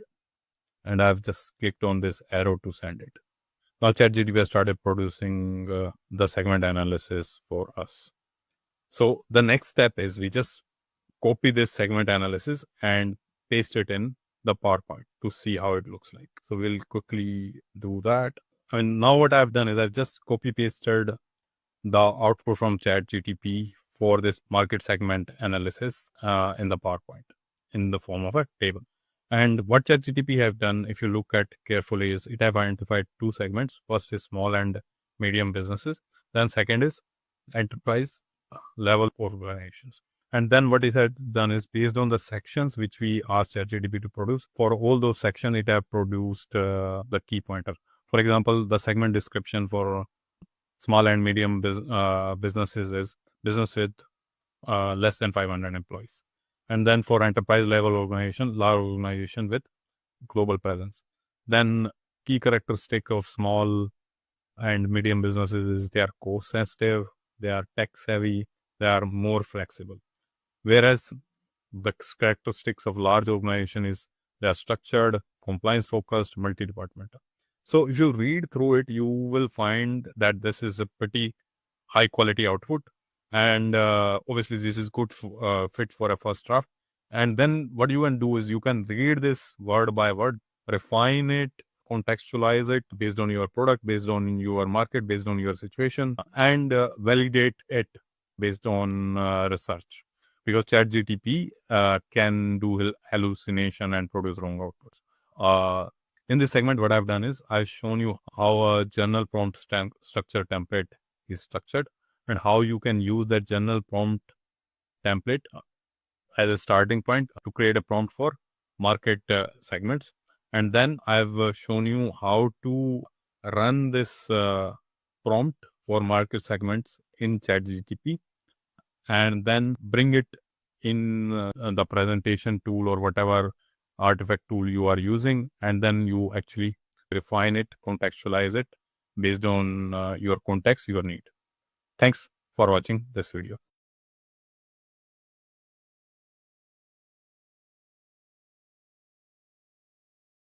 So in Porter 5 force model, we have this bargaining power of supplier, threat of substitutes or products, bargaining power of buyers, threats of new entrants, rivalry among existing competitors.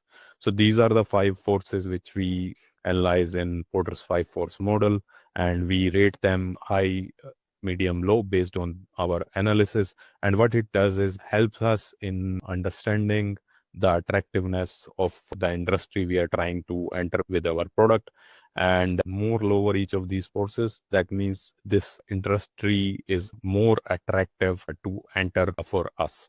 So that means more lower the sum of each of these forces are, that means there is high profitability in that particular industry, that particular segment, and our chance of becoming successful in that industry is higher, and our chances of making profit is higher.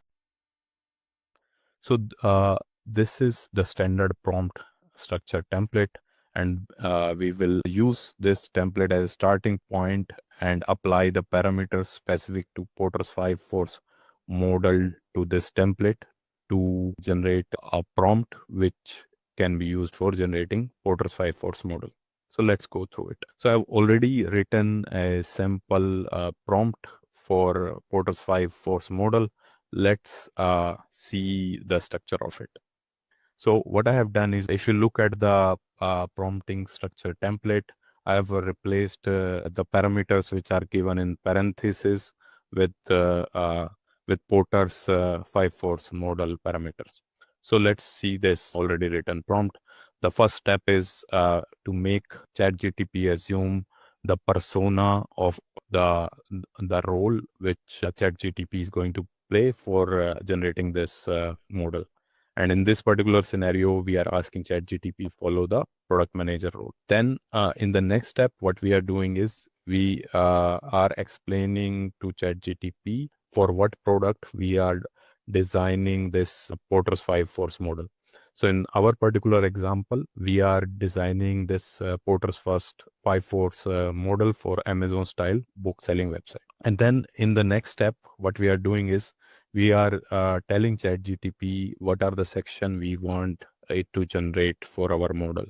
So as you all know that Porter's 5 force model has 5 forces. So what I have done is in this section, I have listed all the 5 forces. So for example, bargaining power of supplier, threat of substitute, so all the 5 sections of Porter 5 force model. And then in the next step, I have described the name of the model itself or the framework which we are trying to generate. In this particular example, it is a Porter's 5 force model. And then in the next step, I have described the name of original author of this model. In this particular case, it is Michael Porter. And then in the next step, what I have done is again describe the name of product for which we are generating this model. So if you look at it, this is exactly same as what we did in step 2. So exactly same information, which is Amazon style book selling website. Then in next step, what we are doing is we are adding some additional conditions. What we want is we want ChatGPT to generate all the results for each of these 5 sections as points. So that's what we are explaining here. All sections should be written in points. And then there is one more additional condition we are giving to ChatGPT here, is that we want each of these forces, which is bargaining power of supplier, threat of substitute, to be rated as low, medium, or high. And then again, what I've done is copied the second step again. So this is how I have structured this example prompt. So if you quickly compare it with our standard prompting template, what I've done is most of the parameters are same for this main section. So all of these can be mapped one-to-one. Basically, actor role name is product manager. Then here we have described the product. Then we have described the sections of the framework. Then we have written the name of framework or model in this case, which is Porter's 5-force model. Then we have written the name of author of this framework. And then these are main sections. Till here are the main sections of the template. Then this is the additional section of the template. Here we have given additional constraints. For example, the section should be written in points, and something which is very specific to Porter 5 forces, that each section should be rated as low, medium, high. So that is also provided as a additional information or additional section. So just one more point. So in this example prompt for Porter's 5-force model, most of the structure of this model is reusable by you. So for example, when you are preparing this Porter 5-4 prompt for your own work, there are certain sections which you don't need to change. You can just reuse them the way I have written. So I'll highlight those sections by green. So for example, the first step you can use as it is. You don't need to change anything. Then the second step you need to change based on your own product and your own context. But the third step, which is the sections, all these part, they will remain same for Porter's 5-force model. So all these part you don't need to change. And then in this step, the name of framework will also remain same. So you don't need to change this. Then the name of the author for this framework will also remain same. But this section will again change. And then this one, if you are doing a presentation, this section will also remain same. But if you are doing a more detailed document where you need to write in each section in 30 to 50 words or maybe 100 words, in that case, you might change this little bit. Then again, this part, this will also remain same for you as long as you are generating a Porter's 5-force model. And then the last part, this will change. So I'm going to highlight the sections which will change for you in yellow color. So based on the product and context, this Amazon style book selling website, this section will change for you based on your own product. Then again, this section, which is Amazon style book selling website, this will be changed based on your context, based on your product. And then this section again, this will change for you. So again, to summarize, the sections which are in yellow color, they will be changing based on your own context. The section which are highlighted in green color, they will remain same for Porter's 5-force model for you. So now we have already written the prompt for Porter's 5-force model. So what we are going to do is we'll just use this prompt for generating the output from ChatGPT. We'll post this prompt to ChatGPT to generate the output. So now what we are going to do is we are going to use the prompt which we generated in this example to actually generate the Porter's 5-force model from ChatGPT. So I'm going to quickly copy the prompt which we have written, and I'm going to post it into ChatGPT.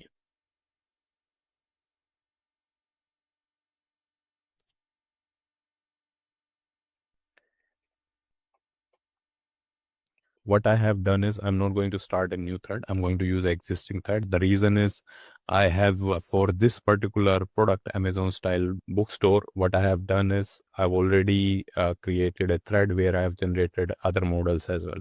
And that's why I'm going to use the same existing thread with the same product where I've done the analysis before. I'm going to post that, and before posting, I'll quickly, fix the grammar in it.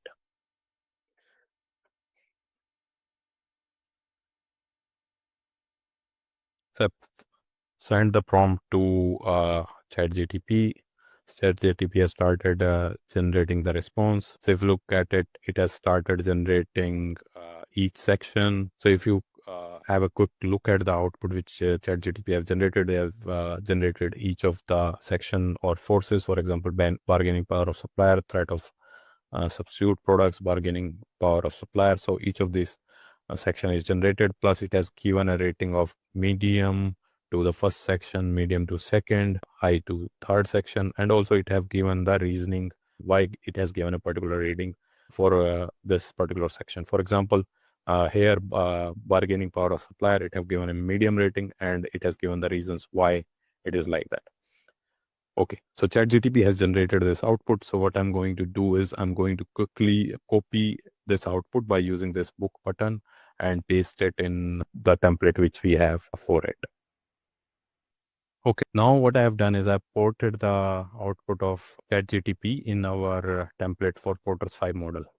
So I've ported the ratings for each of the forces, and then I've ported the reasoning of why ChatGPT has generated those ratings. Also, I've given some color schemes. So we have given red color for high rating, and then low color for green, and amber for medium. So I've used the standard coloring, which is red, amber, green. And then I've written the ratings. So in this section, what we will do is it's a hands-on session. So if you are attending my course, then you will be working with me to do this exercise hands-on. And for that, the template which is required for writing this response or prompt are already available in the course which you are referring to. So please work with me step by step on this session because that's how you are going to learn it. So in this section, what we will do is generate a list of your story related to a feature. So what is this section or this problem we are trying to address is many times you are a scrum master, you are working as a scrum master, product owner, product manager, lead business analyst, and you are given one feature. And what you have to do is you have to break this feature down into your stories, right? And instead of doing that manually, what we are doing is we are going to use ChatGPT for delivering this. So this will have 3 steps. The first step is we'll write the prompt for generating the list of your story. For this, we will use our standard prompt generating template, which is available in earlier videos in this course. Obviously, if you map it back to the ChatGPT framework, what this step is, in this step, we'll analyze and understand the task at hand. In this scenario, the task is to generate a set of your story which based on feature description. And then we'll understand it, analyze it, and then we'll draft the prompt based on our understanding and requirement for this particular deliverable. Then the next step is we'll use the ChatGPT prompt which we generated or drafted in last step to run it through ChatGPT, and then ChatGPT will create the response which will have a list of your story which we are expecting corresponding to a feature. So yeah, so this is what we are going to do in this step, and then in next step, what we will do is we'll review the response which is generated by ChatGPT, and if it is of high quality, we'll contextualize it based on our product, our context, based on our feature, based on the task at hand, and populate it in our template. So yeah, so this is the high level things which we will achieve in section. In this slide, what we are going to do is we will work on writing a prompt for the task at hand, which is we'll write a ChatGPT prompt which will convert a feature into a corresponding use story. That's what we are going to do. So let's go through each step by step. Obviously, we are going to use our journal prompt structure template to write this prompt for this particular use case. So in the first step, what I've done is I've asked ChatGPT to assume the role of product manager, because product manager tend to do this kind of work. Product manager or product owner, that they tend to write, identify what are the use stories within a feature. Then the next step in the prompt is I'm describing the project or product at hand. In this particular case, what we are doing is we are writing this feature or Amazon style book selling website. Then in the next step, what we are doing is we are generating various sections which we want in the response of our prompt. So in this particular case, we want a list of stories which we want ChatGPT to generate, and also corresponding estimate for each your story. And all these stories should be corresponding to the feature which is the book search. So the key idea here is what we want is ChatGPT to generate a list of all the use story corresponding to the book search feature, and we want it to give estimate for each story. Within this, also we are telling that this feature is corresponding to the Amazon style book selling website. So this is again giving some additional context to the product. Then we are not writing the name of framework author. We are skipping this step. And then obviously this step we have already done, that we have given the additional context to the product or project. And then these are some additional parameters which we are introducing, quality parameters or additional information. For example, we want each of the user story to follow invest principle, so that each of these stories are testable, independent of each other. Then we want the estimates which ChatGPT is going to generate to be in story point, and each story point should be equal to 1 day. Also, one additional parameter we have specified is we don't want any of the story to be more than 7 story point. The reason for doing that is we want to follow that principle that each story should fit within a sprint. And assuming if it is a 2 week sprint, then the maximum size by thumb rule which we can take in a sprint is 7 story points. So yeah, so that's how we have constructed our prompt for this particular use case. The blue font content is the content which you will be contextualizing based on your product and project. Rest of the content, whether it is in black font or red font, if you are generating a list of your story corresponding to feature, rest of the steps will most likely remain, rest of the prompt will most likely remain same with for you. So in these blue fonts ones, in this one, what you will do is you'll explain the context of your project or product and or task. And in this one, you will name the title of the feature you want ChatGPT to generate stories for, and then you give some additional context of the product here.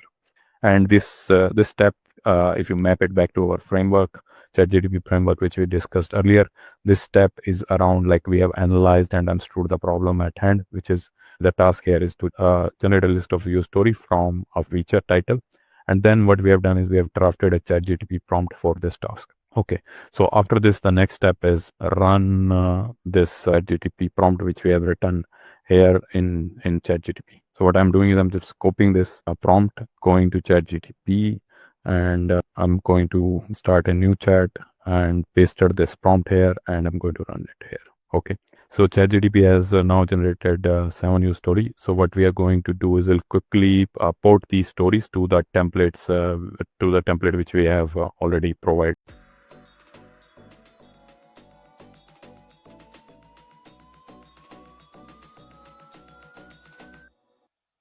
Imagine a world where AI not only enhances our capabilities but also upholds our highest ethical standards.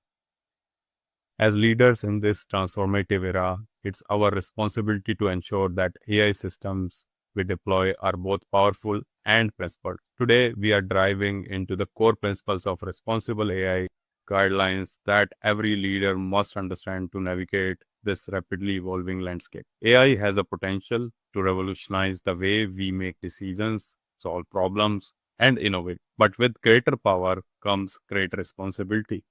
Without careful consideration, AI can inevitably produce biased, unsafe, or even harmful outcomes.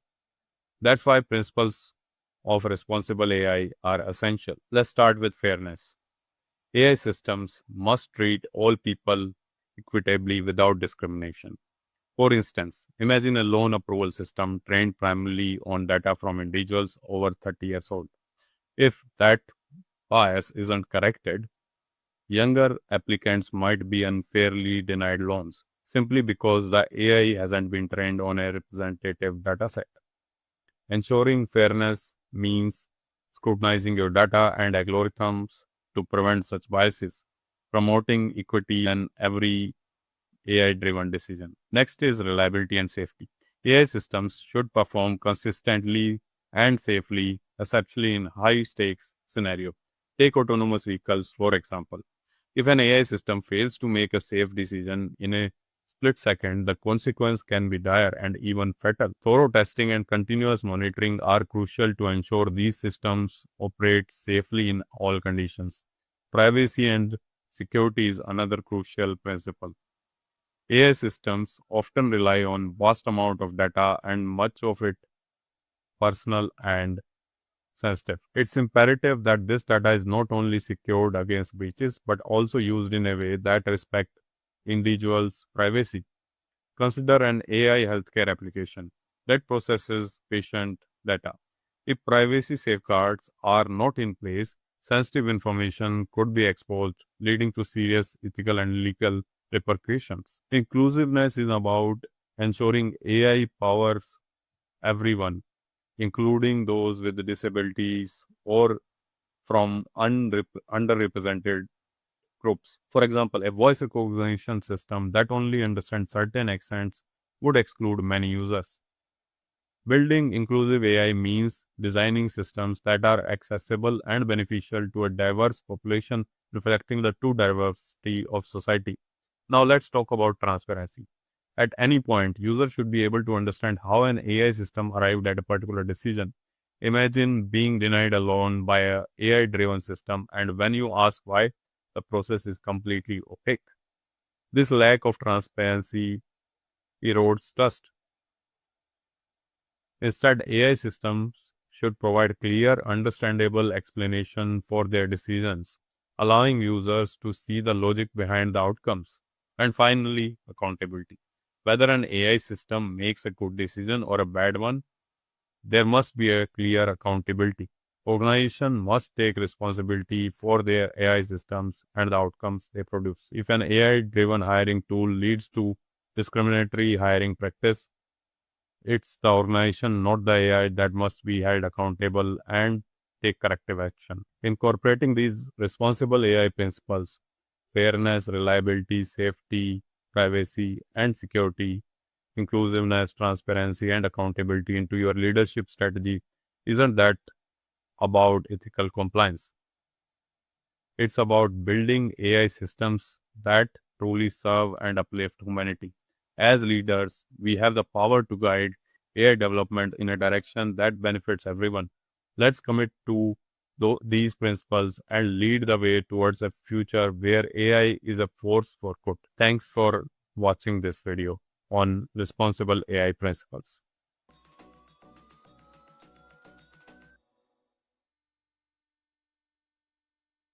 Hello, and welcome to this video on creating a ChatGPT prompt template for crafting PowerPoint outline. In this session, I will walk you through a versatile prompt template designed to help you generate comprehensive outlines for your PowerPoint presentations. Whether you are a project manager, management consultant, marketer, or any other professional, this prompt template can be tailored to your specific role and domain. Additionally, it can be configured to address a specific topic of your presentation, be it banking, insurance, or any other industry. Now, let's dive into how this prompt template is structured. 2 key points to note here.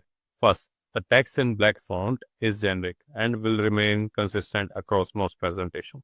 Second, the text in red font found within the brackets is where you will make specific changes depending on your presentation topic and audience. In the first part of the prompt, we start by defining the role or actor name of the presenter.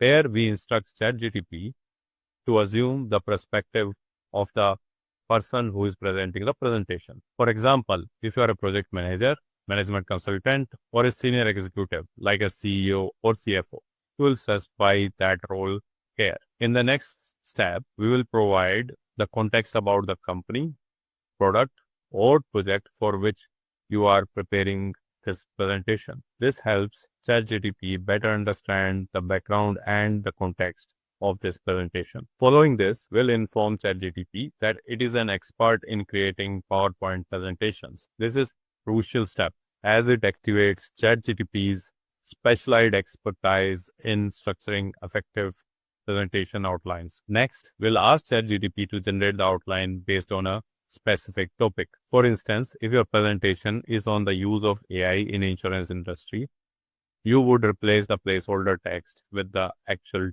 topic name. Then we focus on the intended goal of this presentation. Here we are defining the intended goal. What is the purpose of this presentation and what outcomes are we trying to achieve by delivering this presentation? To continue with the example of AI in insurance, you might be delivering this presentation to help senior leaders or managers within an insurance company to understand how AI can be implemented in their operations. This context ensures that ChatGPT generates an outline that aligns with your presentation's objective. Next, we specify the target audience for this presentation. Is it senior management or middle managers or junior team members? All that audience is captured here. Identifying the audience ensures that outline is tailored to their level of understanding and interest. After identifying the audience, we instruct ChatGPT on the number of slides we want in the presentation. This can vary based on the depth of the topic, the audience we are presenting to, or the ask of our managers who have asked us to present this presentation. For example, you might ask for a 5-slide, 10-slide, or 15-slide presentation depending on your needs. We also define the tone of the presentation.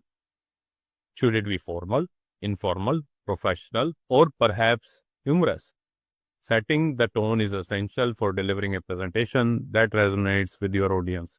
Then we instruct ChatGPT to create 1 slide per section of the presentation, with each slide capturing the key points relevant to that section. Next, we highlight any specific points or topics that must be covered. For instance, in an AI presentation, you might want to emphasize ethical considerations or key use cases. These instructions ensure that the outline includes the critical elements you want to cover. Finally, we include a section for additional information or rules that ChatGPT should follow when generating the outline of the presentation. This allows for any final customization needed to suit your unique requirements. To summarize, the red font sections are customizable based on your needs, while the black font serves as the foundation for any presentation outline you create using this prompt. Thank you for watching this video, and I hope you found this walkthrough helpful. I look forward to seeing you in my next video.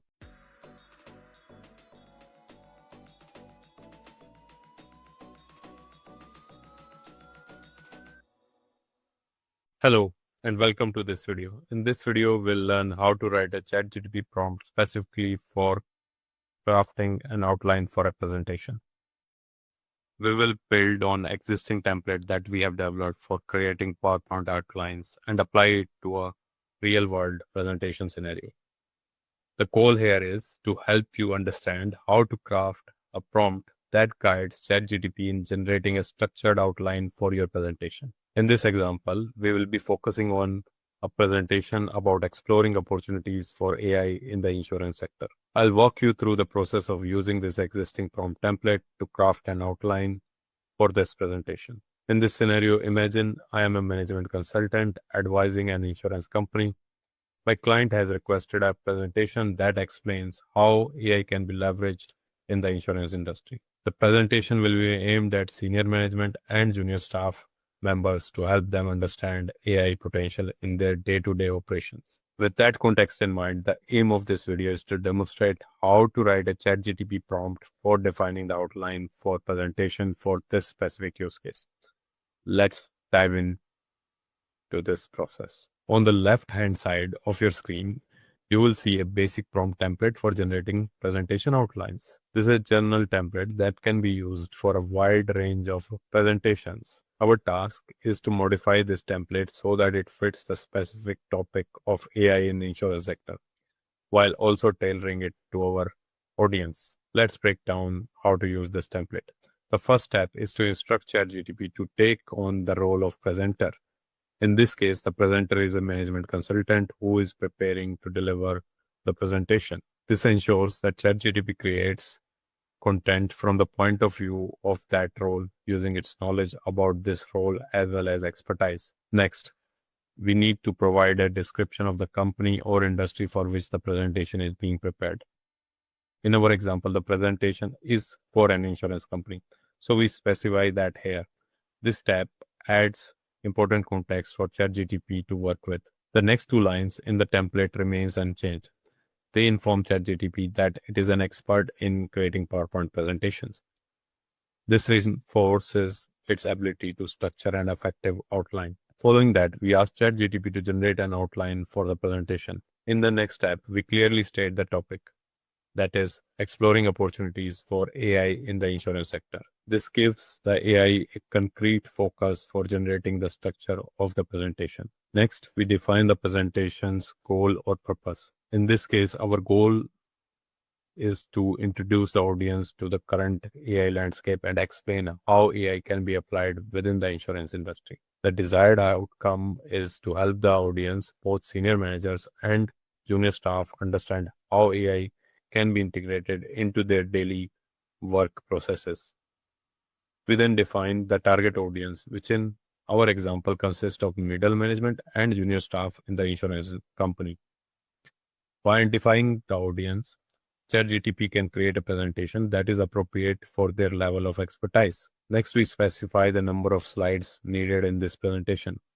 For example, we will instruct ChatGPT to generate 10 slides, but this number can be adjusted based on your needs. We also define the tone of the presentation. Since this is a corporate presentation, we have chosen a formal tone, which is typical for business environments. However, depending on your needs, you could choose a more informal or conversational tone. The next part of the template remains unchanged. Here we ask ChatGPT to create one slide per section, ensuring each slide covers the key point of that section. Then we specify the points we want to cover. For instance, in this example, we may want to address the ethical use of AI in insurance, key AI use cases, and potential benefits AI can offer to the insurance industry. This ensures that the generated outline includes all the crucial points for the presentation. Finally, we can provide additional instructions. For example, we might ask ChatGPT to add any other relevant points specific to AI's roles in the insurance sector. This allows for flexibility and ensures that the presentation outline is comprehensive. That's the final step in structuring our ChatGPT prompt for creating a presentation outline. After we have crafted the prompt, we can run it through ChatGPT and see the results. What we expect to receive is an outline that organizes the content into sections, each with its own slides, and each slide having the key points included in it. And that's how you can use ChatGPT to generate a presentation outline. I hope this tutorial has been helpful. Thank you for watching. I will see you in the next video.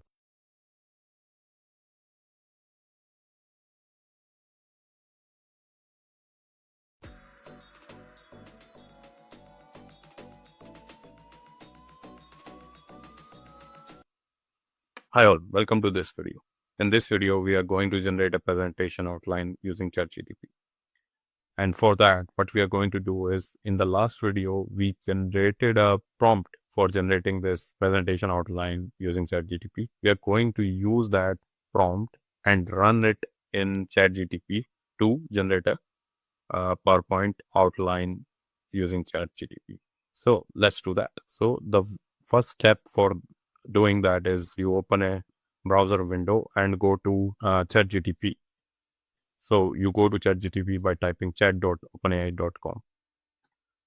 Obviously, you need an account for logging into ChatGPT. I am assuming you already have a ChatGPT account. If you don't have it, I have another video on how to create an account and login.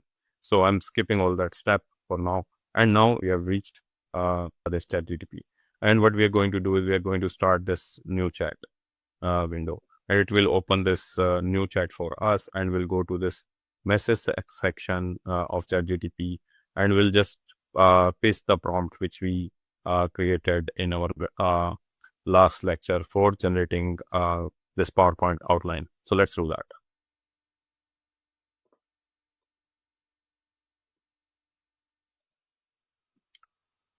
So this is the prompt which we wrote in our last lecture. We are going to copy this prompt and paste it in this chat window. and run it in ChatGPT. And let's see what ChatGPT does with it.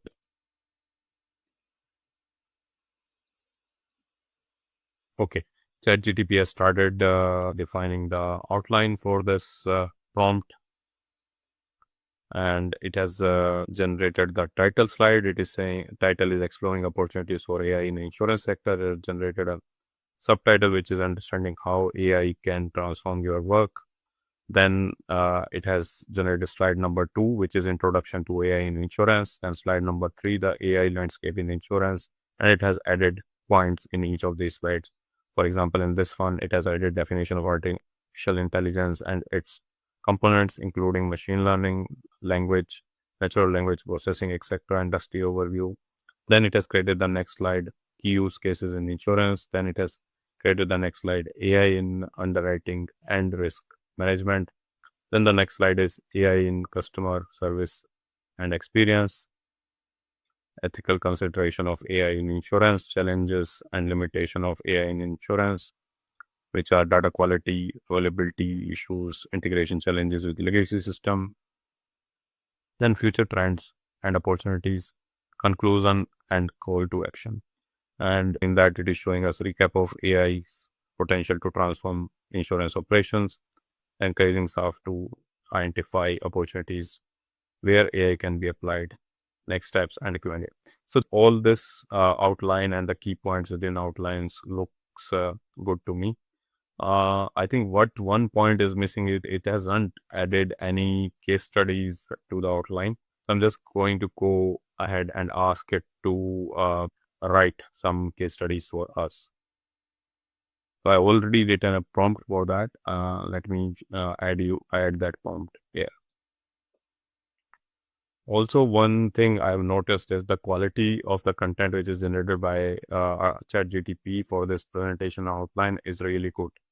But when you are doing your work, what you are going to do is you are going to review all these points and change the points based on your needs, based on if ChatGPT has designed some point wrongly due to hallucination, you fix all those points while reviewing it. So I'm going to ask ChatGPT that this is great. Why I'm doing that is basically I'm telling it that ChatGPT, you are going in the right direction, so that it understands that it has to continue going in the same direction. That's why I'm saying it is great. And further, I'm asking it to add 2 case studies in the above outline. And I'm also asking that each case study should be added per slide. So what I'm hoping by this prompt is it will add 2 more slides and each slide will have its own case study. So let's do that.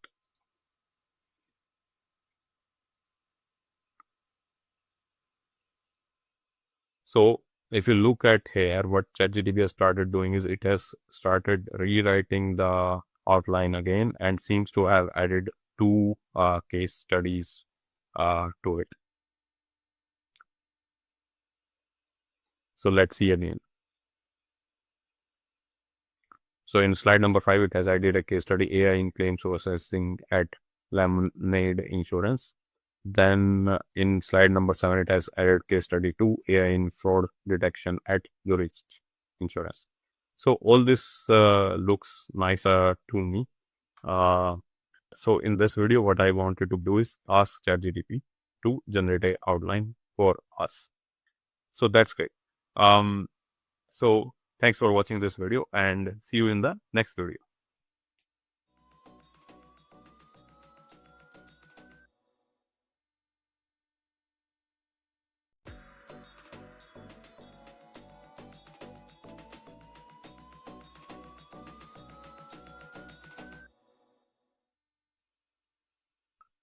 Hi all, welcome to this video. In this video, I'm going to show you how to port the outline which is generated by ChatGPT into PowerPoint using VBA. So let's see the steps for that. So I already have a ready-made prompt for it. I'll add that prompt and ask ChatGPT to generate the VBA code for it. So don't worry about it. For this, you don't need to know the VBA. What you need to know is the prompt which I'm going to write, and that will be available to you through this video. Also, what you need to know is the steps on how to use that VBA code to add the content in the PowerPoint. So let's do that. So I have an existing written prompt, which is write VBA code to turn the outline above into PowerPoint slides. Include code for each slide. Do not add a command to save a presentation, and do not add a command to close the presentation. Why we have written this prompt like this is because once we have generated the VBA code and we have added the content to the PowerPoint, we might want to tweak certain things in the PowerPoint before saving it. That's why I've written the prompt like this. So let's run this.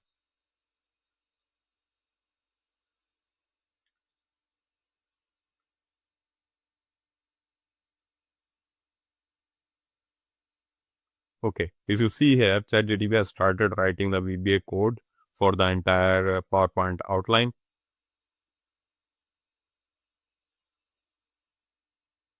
It will take some time for ChatGPT to generate the entire VBA code.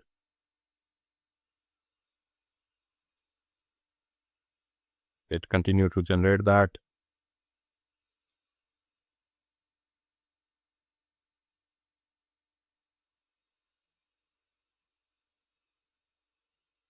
Okay, so now we have the VBA code. What we are going to do is we are going to do copy code from here, and we are going to open our desktop PowerPoint app and basically add it there.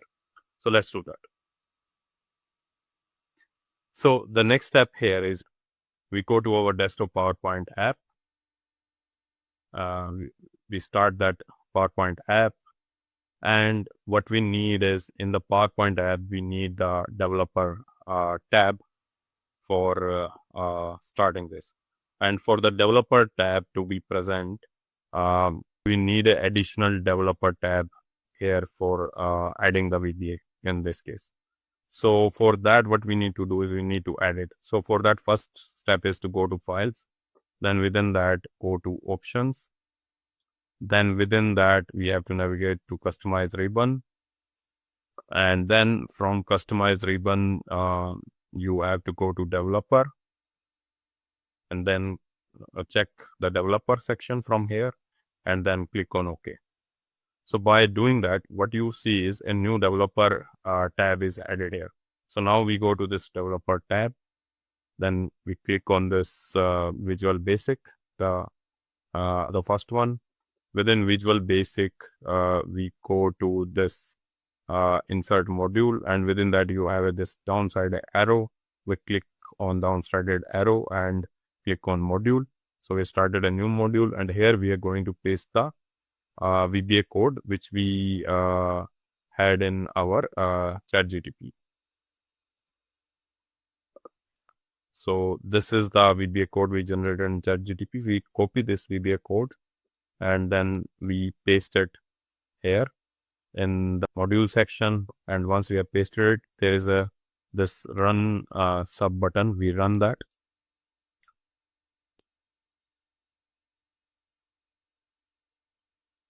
Once you run it, you are seeing that converted our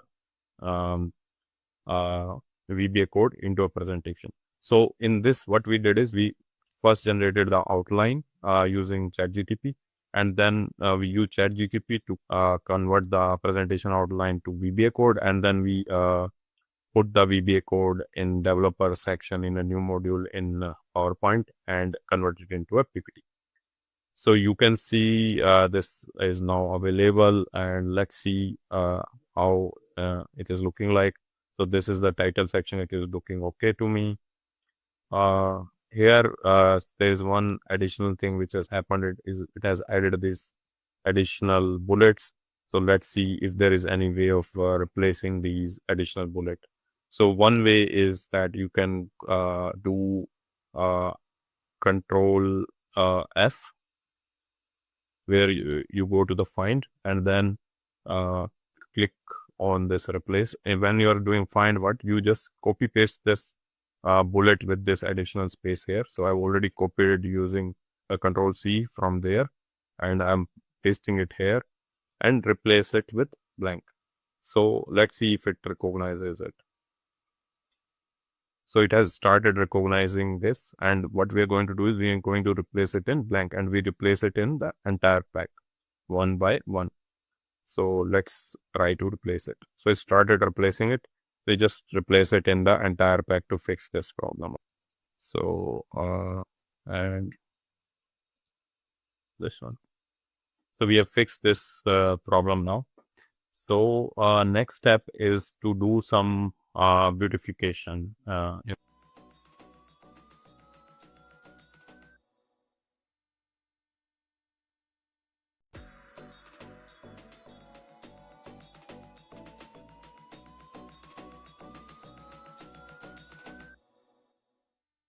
Hi all, welcome to this session on move content from ChatGPT to PowerPoint using MS Word and PowerPoint Online. This is the second method for moving content to PowerPoint. We have already discussed another method of moving content from ChatGPT to PowerPoint using VBA. So let's dive into it. So for doing this method, what we have to do is we have to go back to the same thread of the OpenAI where we created the presentation outline. So if you remember, we created our presentation outline here in this particular thread. So we will go here and we will write a prompt to ask ChatGPT to remove these slide numbers. Why I am removing the slide number is because it can be hard to remove them manually. So I will use a prompt to remove the slide numbers from the presentation outline. So what I will do here is I'll just write this prompt, which is please remove slide number 1, slide number 2, 3, etc. from our presentation outline, and let's see what it says.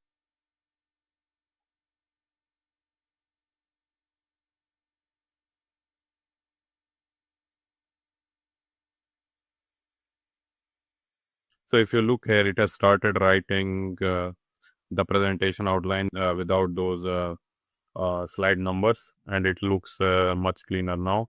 So what we'll do now is just copy this content like this, the presentation outline, by selecting the relevant sections.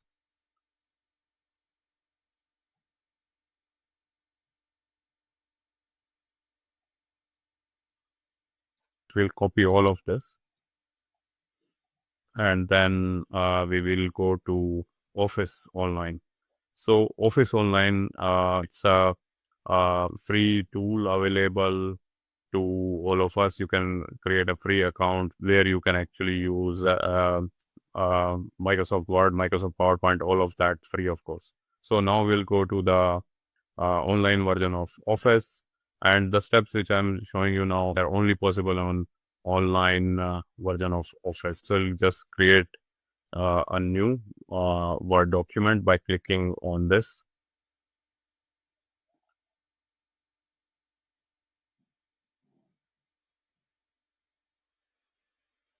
So now Microsoft Word have created the online document. So we'll just paste the content which we copied from ChatGPT using Control V. So we have pasted that content now in the Microsoft Word. If you see here, all the outline and the key points are pasted. The next step from here is you go to File and then Export, and then Export to PowerPoint. You click on that, and what it will do is it will open a wizard for exporting it to PowerPoint.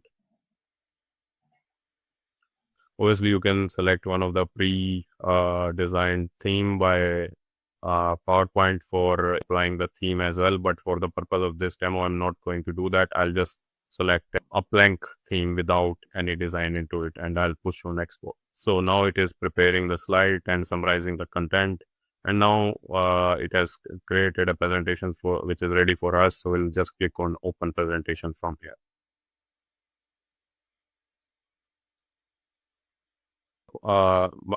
Microsoft Office Online have now exported our Word content into PowerPoint, and this is available here. obviously what it has done is it has wrongly created this first slide by the title of the document. So what we'll do is we'll just delete this particular slide. Okay, so what we'll do is, if you see here that it has started showing you the design ideas, you can also apply the design ideas here itself, but I'll not do that in this step. They are seeing the first slide as a normal slide. What I'll do is I'll just change it to a title slide, this one, title slide, so that Microsoft starts seeing this as a title slide rather than a normal content slide. So yeah, so now it has applied this title slide layout, and in rest of the slides, if it is already seeing it as title and content slide, so these are fine. So we have applied that, and what we will do is we'll just quickly open the presentation which we have created in Microsoft PowerPoint desktop. The reason for doing that is because Microsoft PowerPoint desktop is much more powerful. It gives us much more options to play around with. So if you see here, they opened this pack in Microsoft PowerPoint desktop, and what we are going to do is we'll quickly save this pack.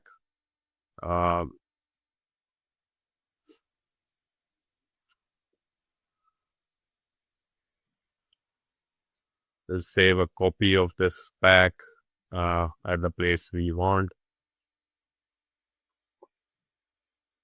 Let's say on the desktop with this name, let's call it version 0.1. Okay, so we have saved it at our convenient location, and if you start opening the designer, you'll see that the PowerPoint is showing you design ideas. You can apply all that. So I've already created another video which shows how to apply the designs to all of these slides using Microsoft PowerPoint. So you can refer to the other video where I'm showing all that for beautifying this presentation from here. Thanks for watching this video, and I'll see you in the next video.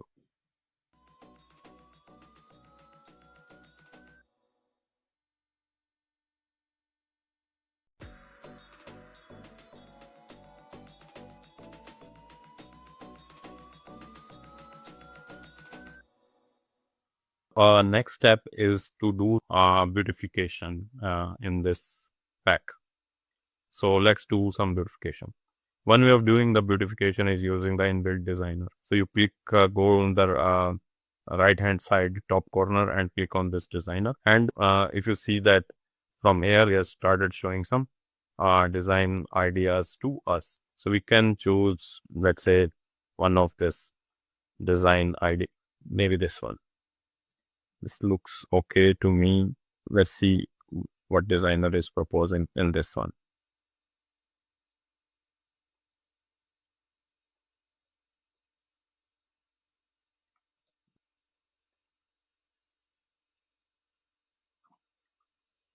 Okay, maybe select this one. Okay, then next one, AI landscape and insurance. Let's select this. Try this one, or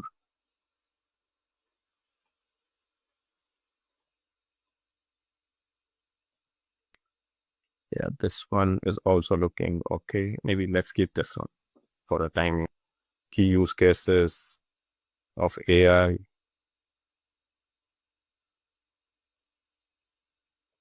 Okay, let's come apply this one. Okay, case study.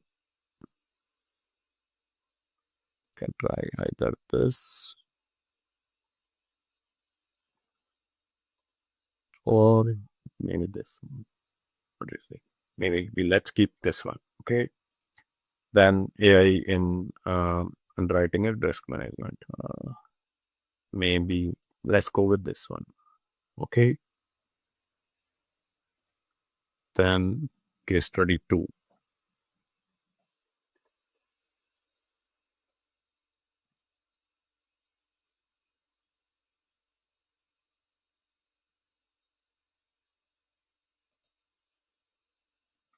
Okay, let's apply this one. Ethical considerations. Let's say these, right? Ethical considerations, challenges.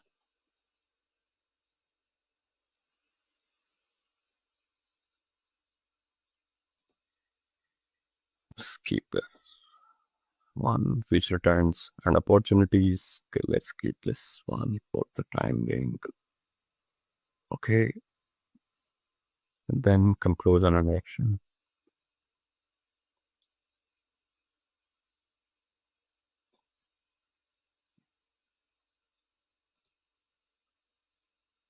This one. Okay, we just remove this additional slide, and now let's quickly have a look at how our presentation is looking, right? And now if you look here, what doing is started giving more design options.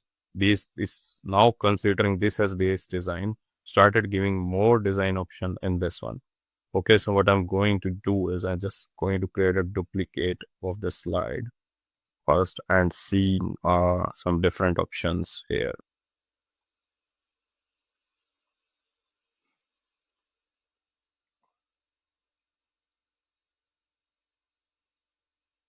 Maybe let's keep this. Yeah, let's keep this one. Okay.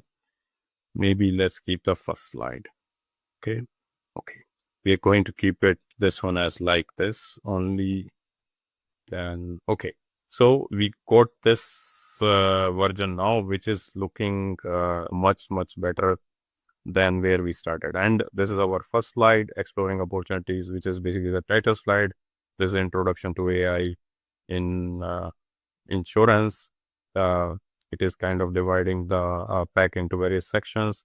Then it is showing us the AI landscape in insurance, then key use cases in insurance.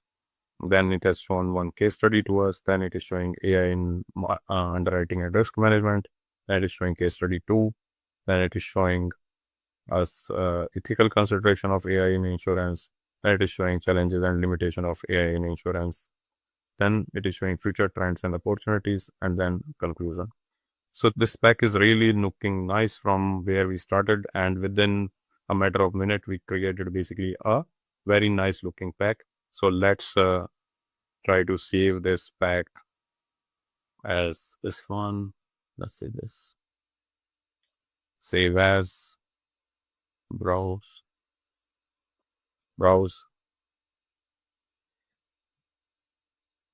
Let's save it on the desktop.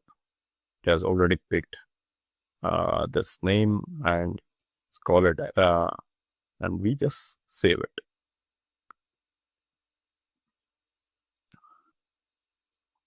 So what we have done is we have created a exploring opportunities for AI in insurance sector presentation within a matter of minutes. Obviously, this is a draft presentation. You can review the content. You can change the color scheme, play around it, make it more interesting, make it more appealing, make it more consistent. You do all those things to make it more better. Thanks for joining me in this session.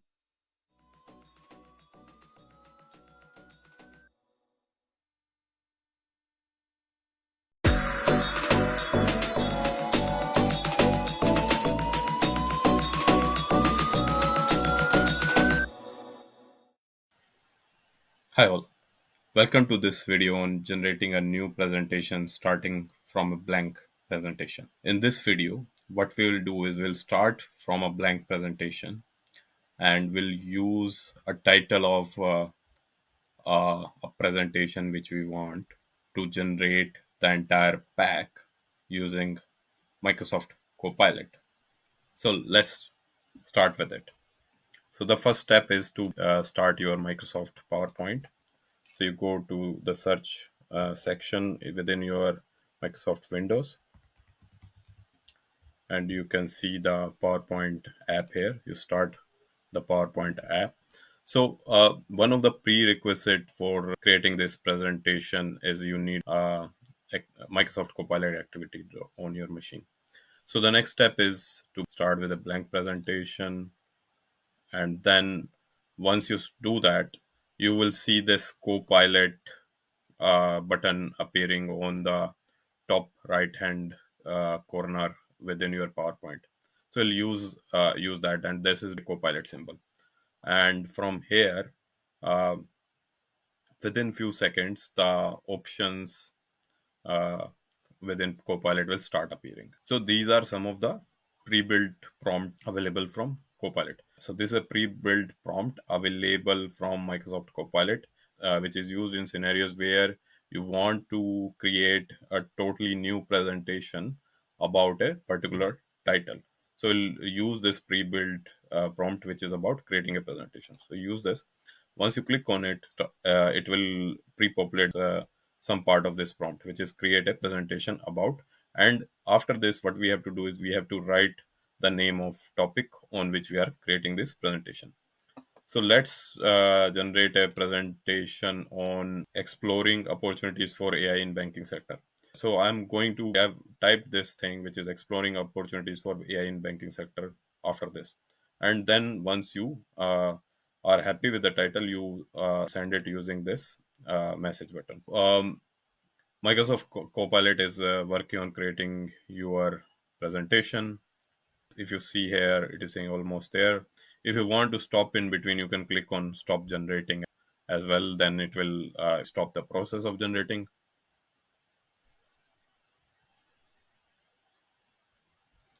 So if you see, it has started creating a presentation in front of you, and it is saying, okay, here you go. A presentation about exploring opportunities for AI banking sector has been created. And if you want, you can use designer to change the layout options. So if you look at this presentation, which is generated by Microsoft Copilot, it has been generated within a matter of minutes. So this is the title slide with the title, with the image, background image, with subtitle.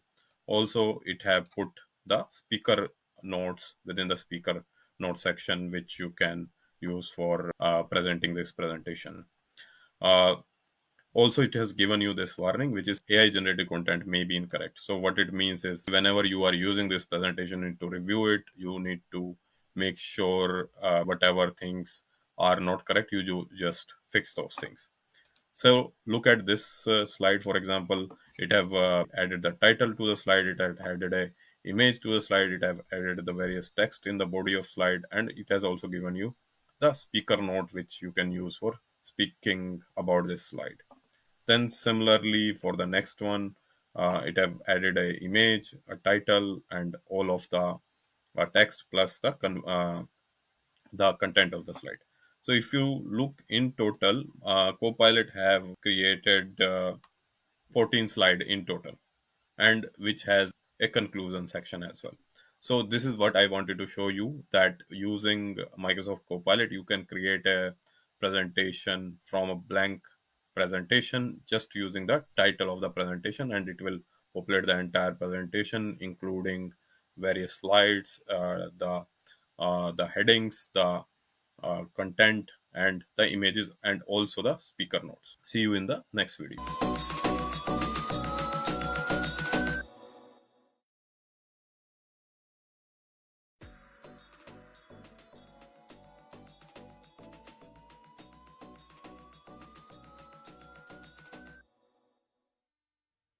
Welcome to this video on generate a presentation from a file.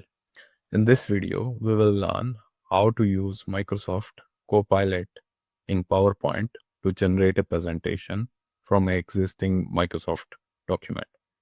So let's dive in. So we'll start with a new presentation. Then we'll go to Copilot. Then we'll select this create a presentation from file prompt. And then here we will add the link to the file. So there are two prerequisites here. One is that the file which we are using as a source file here should be in Microsoft Word format. And second prerequisite here is it should be present either in your SharePoint or in your Microsoft Drive. So let's get the link of our Microsoft Drive here and add it. This is my Microsoft Drive. So I have an existing Scrum guide in Word format.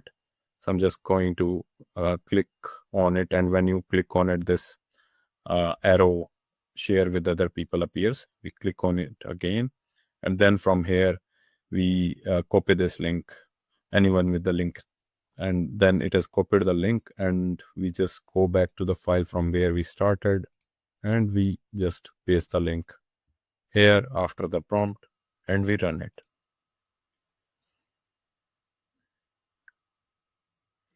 So Microsoft Copilot has located the file and started drafting the outline of the presentation. So this is the outline of the presentation it is drafting. Now it has started drafting the slide. Now it has started generating the slide. Also, you have the option to stop generating if you want to. Then it started adding the speaker notes to each of the slide.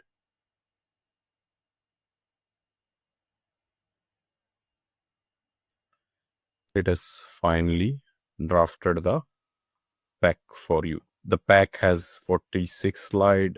You can see that in the first slide, it is giving you a warning that the content generated by AI may be correct. What it means is you have to basically review the content and basically fix it. It has also generated a agenda slide for this pack and also generated the speaker notes for the slide. Then it has generated authors and publication date, purpose of this guide, then Scrum Master and environment, simplicity and flexibility of Scrum, then what is Scrum, and it has added pictures as well. It has added titles, content, and it has also added the speaker notes. So this is a speaker note in this particular scenario, and then based on what content it has prepared this pack, the original content that is also added in the speaker note. So all this is available. You can quickly skim through the pack. So some of the images are really good, but in the scenarios where we don't have images, we can add them using the designer. I'll show you in some examples using that. So you look at the pack and you will see that the pack is really looking very nice. They have used good pictures. They have created the headings, the content, the speaker note across the pack. So this is the entire pack they have created. Okay, let's try to add some image to make it look better, right? We might just add this agenda or this one, maybe this one, right? To make it more beautiful. Then in this one, maybe we can add this one. So quickly we can make it look much better using the designer options, selecting the right design for basically this pack. Okay, so once you apply the design across the pack, you just go and save this file, save as, you find the right place where you want to save this and save it.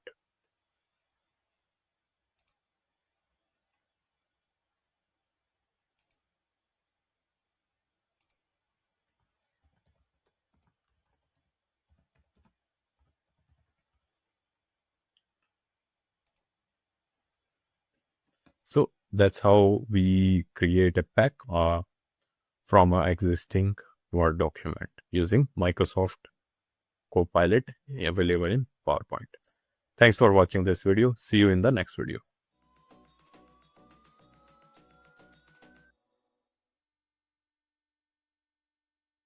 Hi all, welcome to this video.